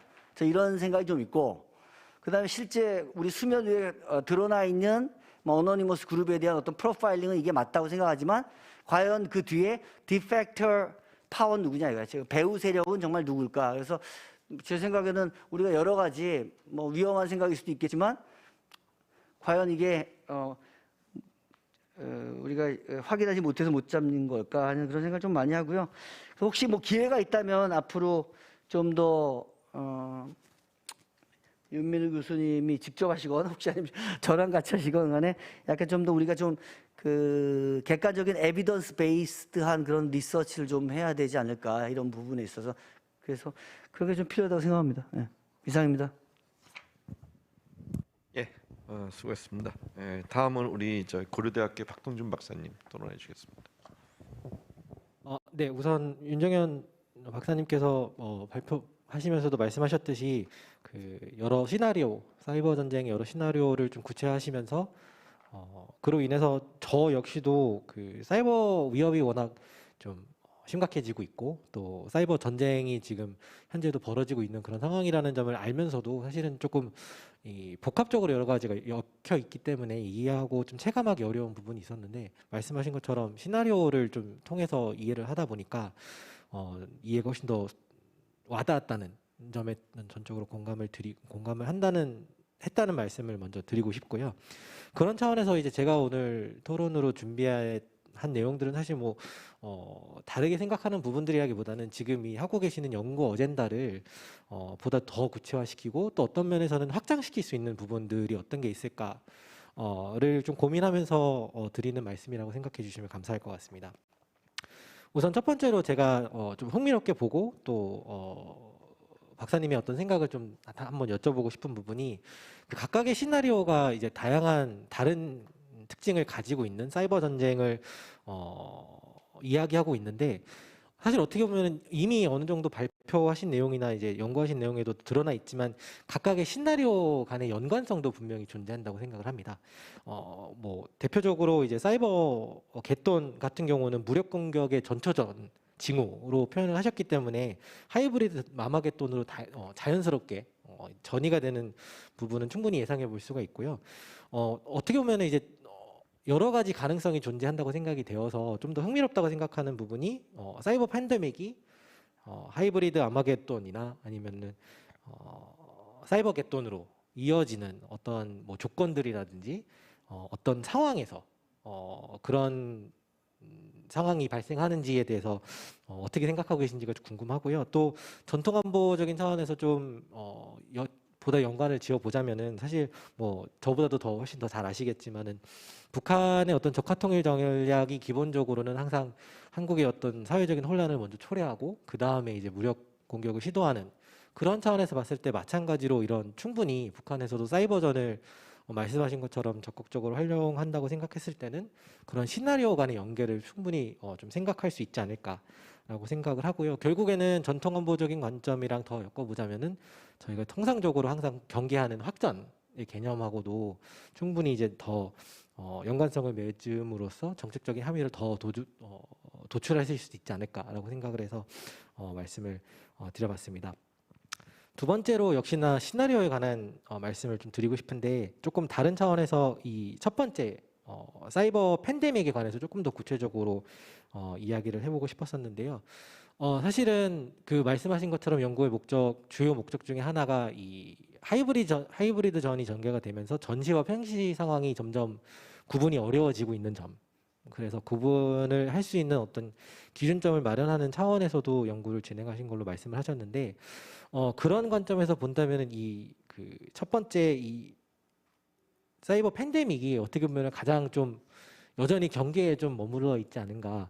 아무래도 사이버 갯돈이라든지 사이버 아마겟돈 같은 경우에는 무력 공격을 수반하는 걸로 규정을 하셨기 때문에 보다 명확하다고 볼 수가 있고 다만 사이버 팬데믹 같은 경우에는 그래도 만약에 뭐 그렇다고 사이버 공간에서 발생하는 피해가를 뭐 절대 약소하게 평가를 하는 것은 아니지만 그래도 여전히 조금은 전쟁으로 규정을 하는 데 있어서 조금 주의를 요하는 부분이 있지 않을까라고 생각을 해서 뭐 그렇다고 해서 전쟁을 이제 어떻게 규정을 하시는 뭐 발표 때도 전쟁을 어떻게 규정을 하시는지 결국에는 국가 행위자가 여러 기관들이나 뭐 단체들을 동원을 해서 여러 다른 국가의 어떤 기관 시설들을 공격하는 행위를라고 규정을 한다면 사이버 공간에 머무르는 공격 자체도 당연히 전쟁으로 규정할 부분이 충분히 존재하고 있지만 그럼에도 불구하고 조금 이 첫 번째 시나리오를 한 번 더 좀 구분을 해서 평시 상황에서의 사이버 팬데믹하고 그다음에 전시 상황에서의 사이버 팬데믹으로 좀 더 세분화할 수 있는 방법은 혹시 없을지 특히나 이런 말씀을 드리는 부분은 여러 학자들 중심으로 사실 이 사이버 공간에서 존재하는 위협의 어떤 중요성을 강조하기 위해서 전쟁이라는 표현도 쓰고 뭐 공격이라는 표현들도 많이 쓰고 있지만 반대로 그로 인해서 이제 안보화가 진행이 되고 그로 인해서 조금 한쪽 방향으로만 논의가 전개가 되는 부분에 대한 약간의 반론도 있기 때문에 그런 부분들을 감안을 해서 대응을 조금 더 세분화하는 부분이 필요하지 않을까라고 생각이 들어서 말씀을 드려봤습니다. 마지막으로는 조금 다른 차원인데요. 이 역시도 이제 전통적인 안보 개념하고 또 북한과의 관계에서 좀 빌려온 어떤 생각인데 사실 뭐 물론 저희가 여전히 북한하고 전시 상황 종전이 안 된 전시 상황이 에 머무르고 있지만 사실 결국에는 남북한 관계를 보다 더 상시적으로 영향을 주는 것은 북한의 도발이 아닌가 싶습니다. 그래서 그런 차원에서 본다면은 사이버 도발의 가능성에 대해서도 혹시 좀 생각해 볼 여지가 있지 않을까. 사실 저희가 많이 뭐 지금도 북한이 시도하고 있는 뭐 핵실험이라든지 아니면 미사일 시험 발사 같은 경우에는 결국에는 북한에서 개발하고 있는 여러 무력 수단들을 실험하기 위해서 그 파급력을 실험하기 위해서 활용이 되고 있는 건데 이런 부분들도 사실 사이버 공격 수단에도 많이 적용을 할 수 있지 않을까라고 생각을 합니다. 특히나 사이버 공격의 특징 중에 하나가 뭐 신흥 안보적인 관점이 필요한 이유이기도 하지만 어떤 공격을 시도를 했을 때 물론 그 악성 코드라든지 뭐 구체적인 말웨어 같은 것들이 어떤 효과를 개별적인 파일이나 컴퓨터에 영향을 미치는지에 대해서는 충분히 예측이 가능하지만 네트워크 상에 직접적으로 퍼졌을 때 또 여러 가지 파급 효과를 일으켰을 때 그 효과에 대해서는 결국에는 실험이 어느 정도 필요한 상황이라고 생각해 본다면 북한의 사이버 도발 가능성도 충분히 있지 않을까라고 생각이 들었고요. 또 거기에서 이제 조금 더 나아가서 생각해 본다면 그렇다면은 사실은 직접적인 네트워크를 대상으로 공격을 실험해 봐야 되는 특징이 있기 때문에 핵실험이나 미사일 실험이랑은 또 다른 특징을 가지고 있어서 그렇기 때문에 혹시 도발의 가능성이 더 높아질 수도 있고 반대로 또 자칫 잘못하다가 실험에 그치고 싶었던 부분이 이제 뭐 확산이 되고 확전으로 이어지는 그런 부분들을 조금 경계를 해서 덜 일어날 수 있지 않을까 이렇게 두 가지 좀 상반된 시나리오를 저 역시도 좀 시나리오를 중심으로 생각을 해봤는데 그런 부분에 대해서도 좀 의견을 여쭙고 싶었습니다. 네, 이것으로 제 토론을 좀 마칠 겁니다. 네. 예, 수고했습니다. 이것으로 세 분의 토론 잘 들었고요. 우리 세 분의 발표자께서 대답을 하기 전에 저희 지금 이제 듣고 계신 우리 오픈 플로어에 좀 질문을 좀 듣고 그 다음에 이제 발표자들께서 답변을 하는 세션을 갖도록 하겠습니다. 혹시 질문 저 맨 끝에 계신 마이크 혹시 있으면 전달해 주시겠어요? 예.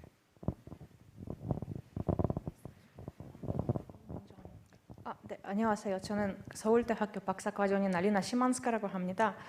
저는요 윤민욱 교수님의 이제 발표를 너무 재미있게 들었고 어노니머스 문제는 사실 이번 우크라이나 러시아 전쟁 때 처음으로 생긴 문제 아니고 사실상 그 에스토니아 사이버 공격 때도 에스토니아가 러시아한테 책임을 묻지 않고 러시아에 대해서 어떤 국제적인 조치를 취하지 못했던 원인이 이제 그 러시아 내부 어떤 그 사이버군이 아닌 그 러시아 핵지휘스트 단체가 에스토니아를 타격했기 때문입니다. 그래서 지금 당장 이제 발표하신 그 아노니머스 같은 경우에는 국제사회에서 문제를 약간 제기하지 않은 원인이 이제 나름 전이로운 목표로 이제 약자를 괴롭히는 그 간자인 러시아를 타격하기 때문에 지금 그 아노니머스한테 국제사회에서 문제 제기를 하지는 않은데 만약에 이런 아노니머스랑 비슷한 이런 핵지휘스트 단체가 대한민국 아니면 이제 미국 같은 그 자유민주주의 나라를 이제 타격을 하게 되면 이 타격을 받고 있는 국가가 어떻게 대응해야 하고 어떻게 준비해야 하는지 저희가 좀 궁금한 부분이에요. 제가 이 질문을 여쭤보고 싶은 부분은 사실 저도 그 사이버 안보에 대해서 되게 오랫동안 공부하고 있고 한국에 위주로 공부하다 보면 한국은 일반적으로 비국가적인 행위자 아닌 국가적인 행위자에 많이 집착한 느낌을 받았거든요. 그래서 혹시 한국이 그런 핵지휘스트에 대한 그 위험성을 어느 정도 인식하고 그리고 혹시 어떤 그 초지 대응 같은 것을 준비하고 있는지 그것에 대해서 아신다면 알려주시기 바랍니다. 감사합니다. 네, 고맙습니다. 또 한 분 계신데요. 예, 저 뒤에. 예. 네, 저희 국가안보전략연구원의 홍원식 연구원이라고 합니다. 일단은 오늘 발표 전부 다 잘 들었습니다. 매우 흥미있는 주제들이어서 되게 관심 있게 들었습니다. 일단 질문에 대해서는 일단 윤민우 선생님께 먼저 말씀드리겠습니다. 관련성이 있기 때문에 먼저 말씀드리겠습니다. 어나니머스에 대해서 발제를 해주셨는데 매우 재미있게 좀 들었습니다. 근데 제가 궁금한 것은 혹시 내부에 있어서 지금 어떻게 보면은 그 자신들만의 어떤 정당성을 바탕으로 해서 그 타겟을 잡고 아까 뭐 나레이티브를 통해서 공격 목표를 정하고 거기에서 있어서의 그 공격을 이제 시작한다고 말씀하셨는데 그 아직까지는 그렇게 지금 대의적인 차원에서 어떻게 보면 전 세계적으로 납득이 가능한 그런 어떤 목표 대상물 뭐 러시아라든지 아니면 말씀하신 것처럼 어떤 특정 되게 좀 뭐랄까요? 나쁜 행동을 보이는 그런 행위자들에 대해서 공격을 하는 듯한 그런 느낌이 듭니다. 그런 차원에서 아직까지는 문제가 없는데 혹시 그거와 관련해서 안에서의 어떤 내부적인 어떤 자정작용이라든지 그런 것들이 있어서 그런 결과들이 나오는 것인지 아니면은 그냥 특정하게 그 목표를 잡고 그냥 그렇게 진행하는 것인지 좀 궁금합니다. 이 얘기가 왜냐면 아까 방금 연속성상에서 이 자정작용이 없다면 나중에 불특정한 그 대상에 대해서 다양한 공격 양태가 나올 수도 있다라고 생각이 들거든요. 그러니까 아까 발제하셨던 것 중에서도 뭐 미국에 대해서 공격이 가능할 수도 있고 그런데 아직까지는 괜찮다고 보여지는데 그럼 혹시 그 안에서의 어떤 자정작용이 있는 것인지 아니면 왜 그렇게 아직까지는 전 세계적으로 좀 납득이 가능한 타겟에 대해서만 공격을 하고 있는지에 대해서 조금 궁금한 부분이 좀 있었습니다. 그래서 관련해서 조금만 그냥 설명 주시면 어떨까 생각이 들었고요. 그리고 또 하나는 제가 잠시만요.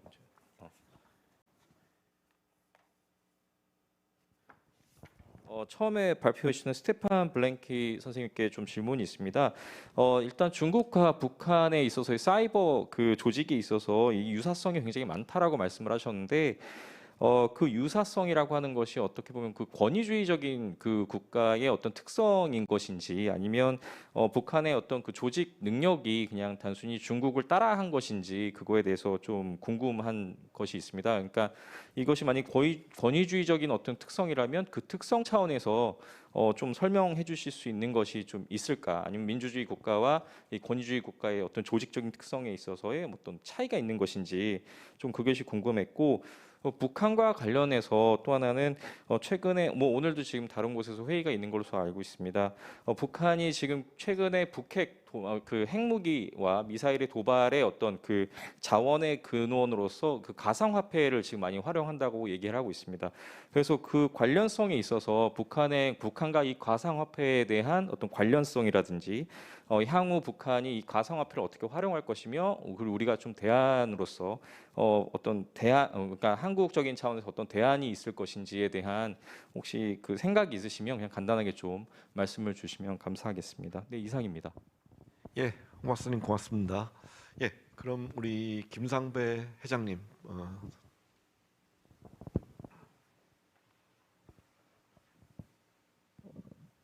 예, 그 윤정현 박사 발표하신 거 관련돼서 약간 코멘트 드리면 앞으로 뭐 한 일주일 내지는 열흘 동안 이제 연구를 마무리하시는 과정에 좀 포함이 됐으면 좋은데 빠진 부분이 좀 있어가지고 이게 지금 사이버전 시나리오를 하는 이게 전쟁 시나리오잖아요, 한반도에서. 근데 보면은 키네틱 워페어, 물리적인 전쟁하고도 이렇게 연계가 되지만 다른 첨단 미래전의 양식하고의 연계에 대한 얘기들도 최근에 많이 하고 있잖아요. 1차적으로는 전자전하고의 연계 또는 우주 또는 위성이나 뭐 이런 걸 활용하는 전쟁과의 연계 또는 앞서 얘기 나왔던 인지전 내지는 정보심리전하고의 연계 또는 요새 사이버 뉴클리어 넥서스에 대한 얘기도 지금 하고 있는 부분이어서 그런 연계 또는 AI를 활용한 자율무기 체계를 활용하는 어떤 첨단전과의 연계 뭐 이런 것들 속에서 사이버전이 투영될 것 같아요. 그래서 그냥 사이버 공격만 한다는 전자에 나온 시나리오인 지금 느낌이 들어가지고 그런 이슈 링키지에 해당되는 부분들이 전쟁 영역에서 어떻게 되고 있는지가 들어와야 한반도에서 이제 미래 전쟁 시나리오를 따질 때 좀 더 설득력이 있지 않을까 싶어서 그런 부분들이 좀 포함된 시나리오가 좀 됐으면 좋겠다라는 생각이 들어서 코멘트 말씀 겸 드렸습니다. 예, 다 하신 거예요? 예.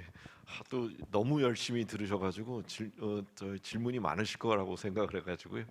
예. 우리 김상부 회장님이 이 사이버 안보 이슈에 대해서는 굉장히 어떻게 보면은 욕심이 많다 그러실까요? 지금도 정보전 하나만도 힘든데 지금 미래전 얘기하시고 AI전 얘기하시면서 이제 다양한 요청을 하시는 것 같습니다. 앞으로 다 벌어질 이슈들인 것 같고요. 자 그러면 세 분 이제 발표하신 분들 답변을 듣도록 하겠습니다. 우선 오래 기다리신 것 같은데요. 우리 이 스테판 블랭칸 박사님 계신가요? 예, 그러면 예, 좀 네, 여기 있습니다. 답변해 들리실까요? 주시겠습니다. 예, please. 네, 제가 열심히 시도해 보도록 하겠습니다. 아주 훌륭한 발언과 질문에 감사하다는 말씀을 드립니다. 첫 번째부터 대답 드리겠습니다. 중국의 해커들을 말씀하신 것처럼 민간 회사로 퍼져나가고 민간 회사에서 일을 하고 있고요. 통제된 환경에서 일을 하고 있습니다. 그리고 국가 당국과 연계성을 가지고 있죠. 그건 당연한 것입니다. 그리고 또 사건이나 사고를 봤을 때도 중국에서는 이런 해커들이 전 세계 전역적으로 활동하고 있는 것을 볼 수가 있고 이게 더 활발해지고 있습니다. 그리고 지금 말씀하신 것이 맞습니다. 기술적이고 그리고 조직적인 툴과 도구를 통해서 이 부분에 맞서야 합니다. 근데 지금 생각할 게 누구 책임을 어떻게 증명할 것인가 그리고 또 어니니머스와 관련돼서 사실 이렇게 정확하게 추적을 하는 게 어렵거든요. 다양한 그룹들이 있습니다. 뭐 보수 그룹도 있고 진보 그룹도 있고 아노니머스 내에서도 다양한 의견과 스탠스가 있고 목표가 다 다르기 때문에 그렇습니다. 그리고 또 제 생각에 좀 바람직한 방향이라고 할 수 있는 것은 회의 같은 거, 실무 그룹 같은 경우를 만들어서 사이버 안보만을 좀 다룰 수 있는 서울의 컨퍼런스가 있었으면 좋겠고요. 그걸 통해서 사이버 안보만을 다루고 어떻게 해결할까, 뭔가 해결책을 찾는 그런 자리도 있었으면 좋겠습니다.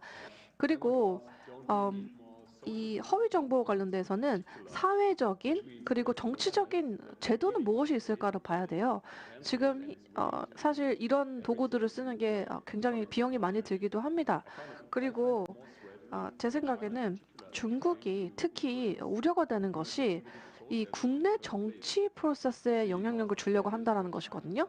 그 중국이 봤을 때 각 국의 국내 정치 상황을 쥐고 흔드는 것을 아주 효과적인 공격의 방식으로 보고 있다는 것을 알 수가 있습니다.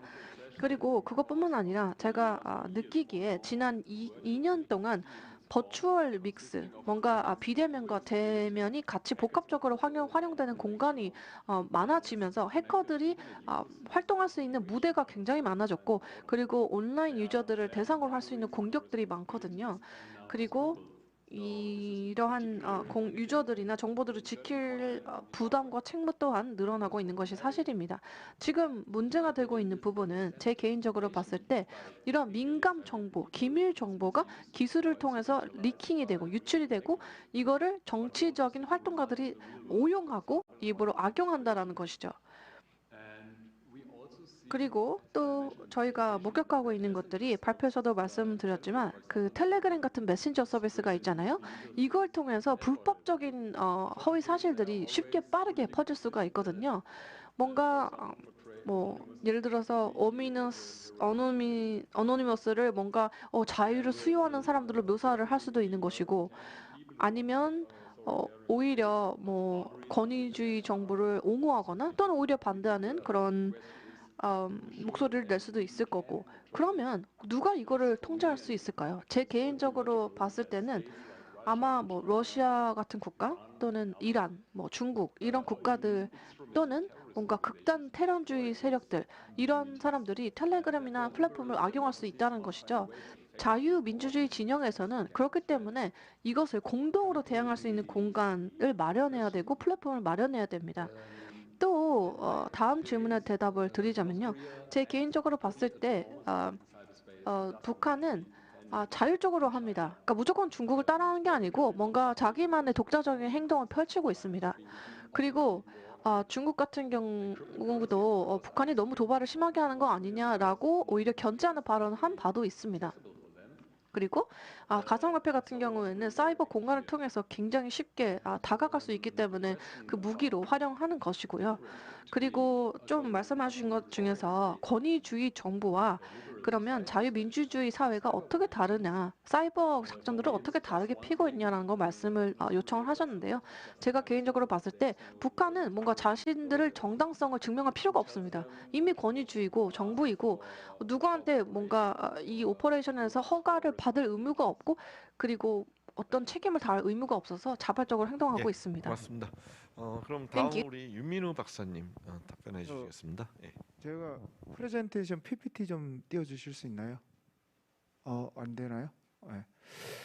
되면 조금 설명드리기가 좀 편해서 거기 공격 수행 과정에 좀 띄워주시면 예, 감사합니다.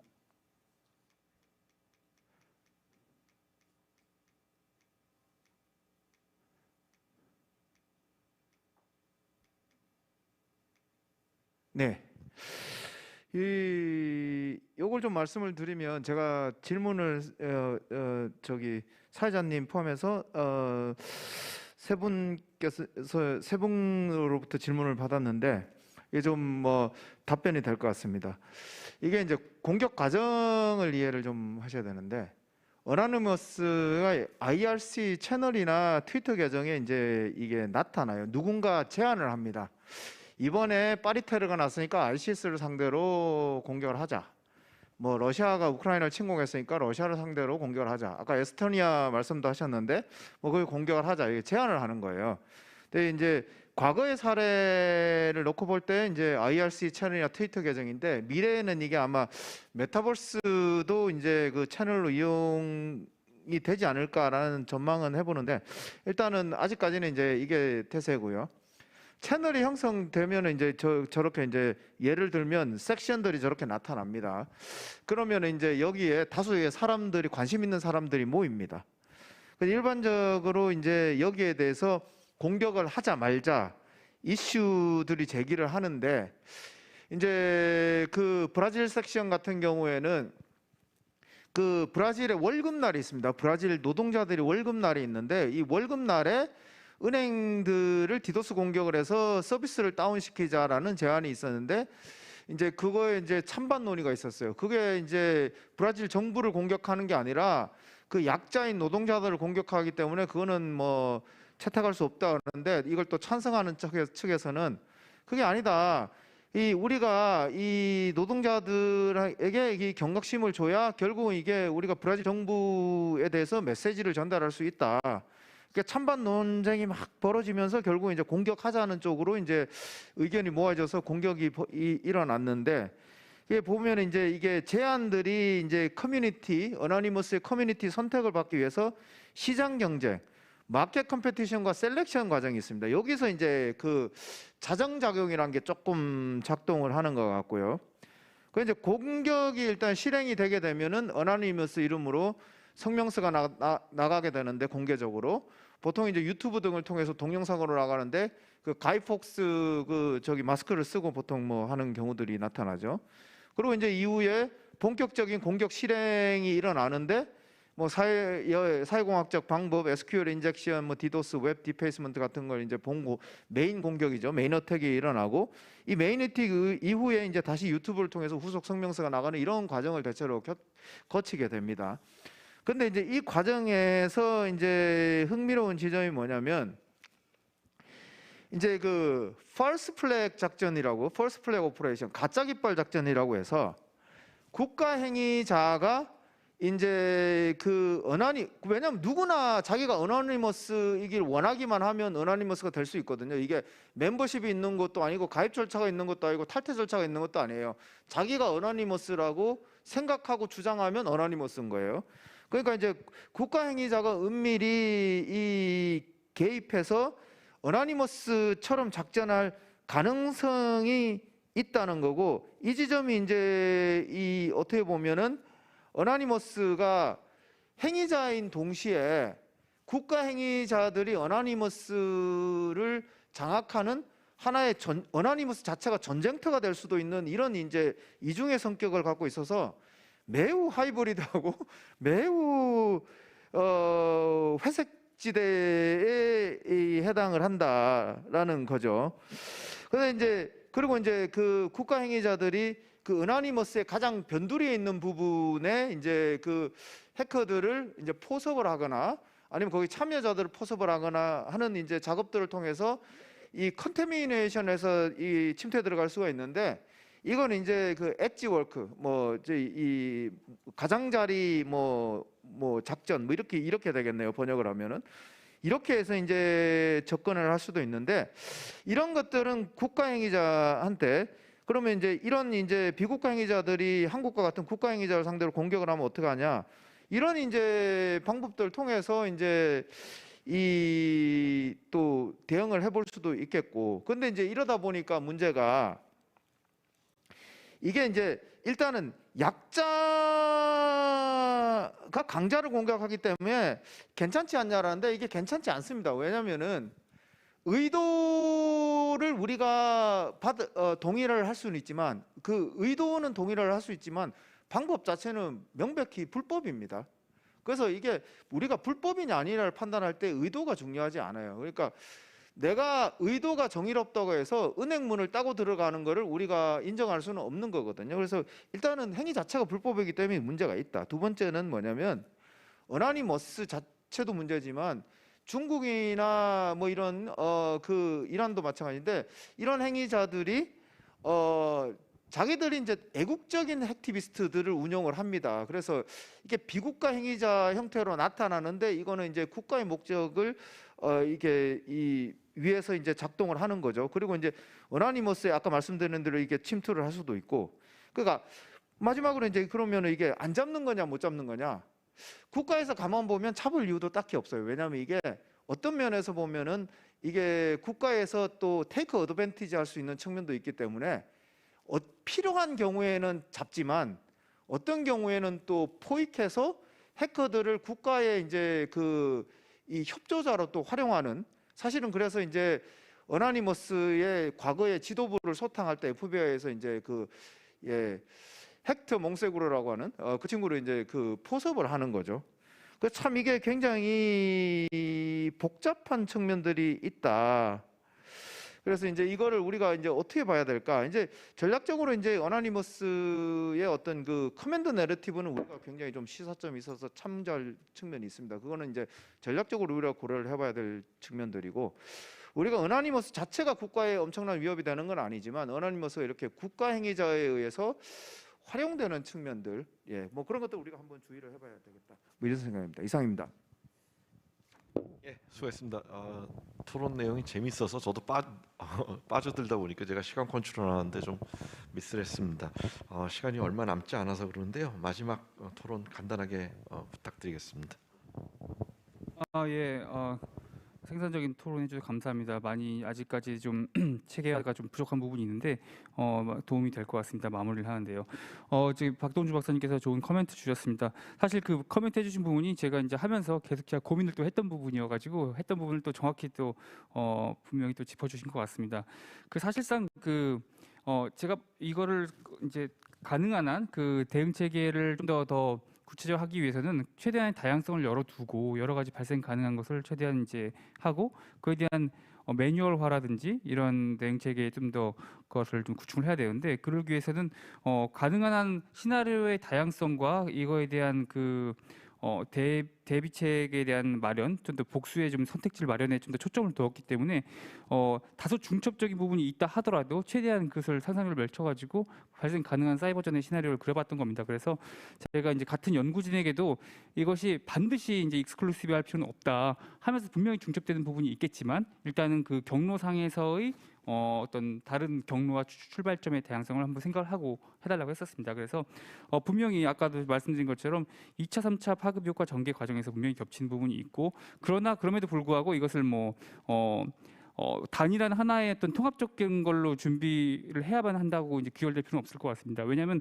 사실상 그 아까도 말씀드렸지만 신흥안보에 대한 그런 맥락들이 결과적으로는 미시적 차원에서 그것이 심화되고 어떤 그 확장되기 때문에 어떻게 하면 최대한 그런 것을 거시적으로 심각한 복합적인 이슈로 되기 전에 효과적으로 끊어주는가도 관건이기 때문에, 말씀드린 것처럼 사이버 팬데믹 시나리오에서의 우리의 효과적인 대응 방안과 반대로 이제 사이버 겟돈의 이제 하이브리드 아마겟돈 시나리오의 어떤 그 대응 방안은 좀 더 우리가 다르게 접근할 필요가 있을 것 같다. 그래서 그런 차원에서 어떤 분기점을 저희가 좀 말씀드렸던 거고, 그 아까 말씀드린 것처럼 평지 상황과 전시 상황에서 사이버 팬데믹은 좀 더 혼접되지 않느냐? 예, 맞습니다. 그래서 실질적으로 파급 효과를 보시면은 이미 그 1차 파급 효과가 사실상 그 자체만으로는 사이버전이라고 우리가 규정하기 어려울 것 수도 있어요. 근데 다만 그것을 제대로 막느냐, 아니면 거기서 좀 더 피해가 확산되냐에 따라서 그런 심각 상황으로 전이가 되기 때문에 그거는 대응 방안 차원에서의 좀 더 그런 것을 이제 그 차이를 염두에 두고 그 대응책의 중요성을 거기다 좀 더 부과를 해가지고 좀 풀어내려고 하고 있습니다.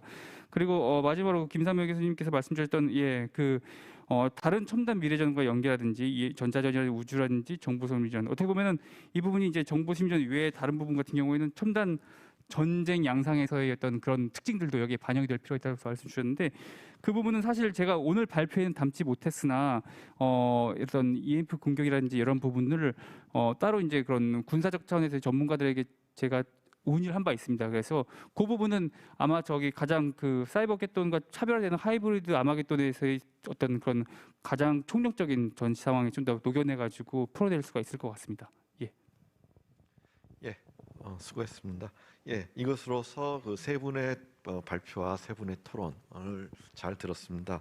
예, 그래서 제3 세션 신흥 안보 시대의 사이버 전략에 관한 회의를 모두 마치도록 하겠습니다. 제가 살짝 시간이 늦어서 다른 코멘트는 하지 않도록 하겠습니다. 이것으로 회의를 마치도록 하겠습니다. 감사합니다.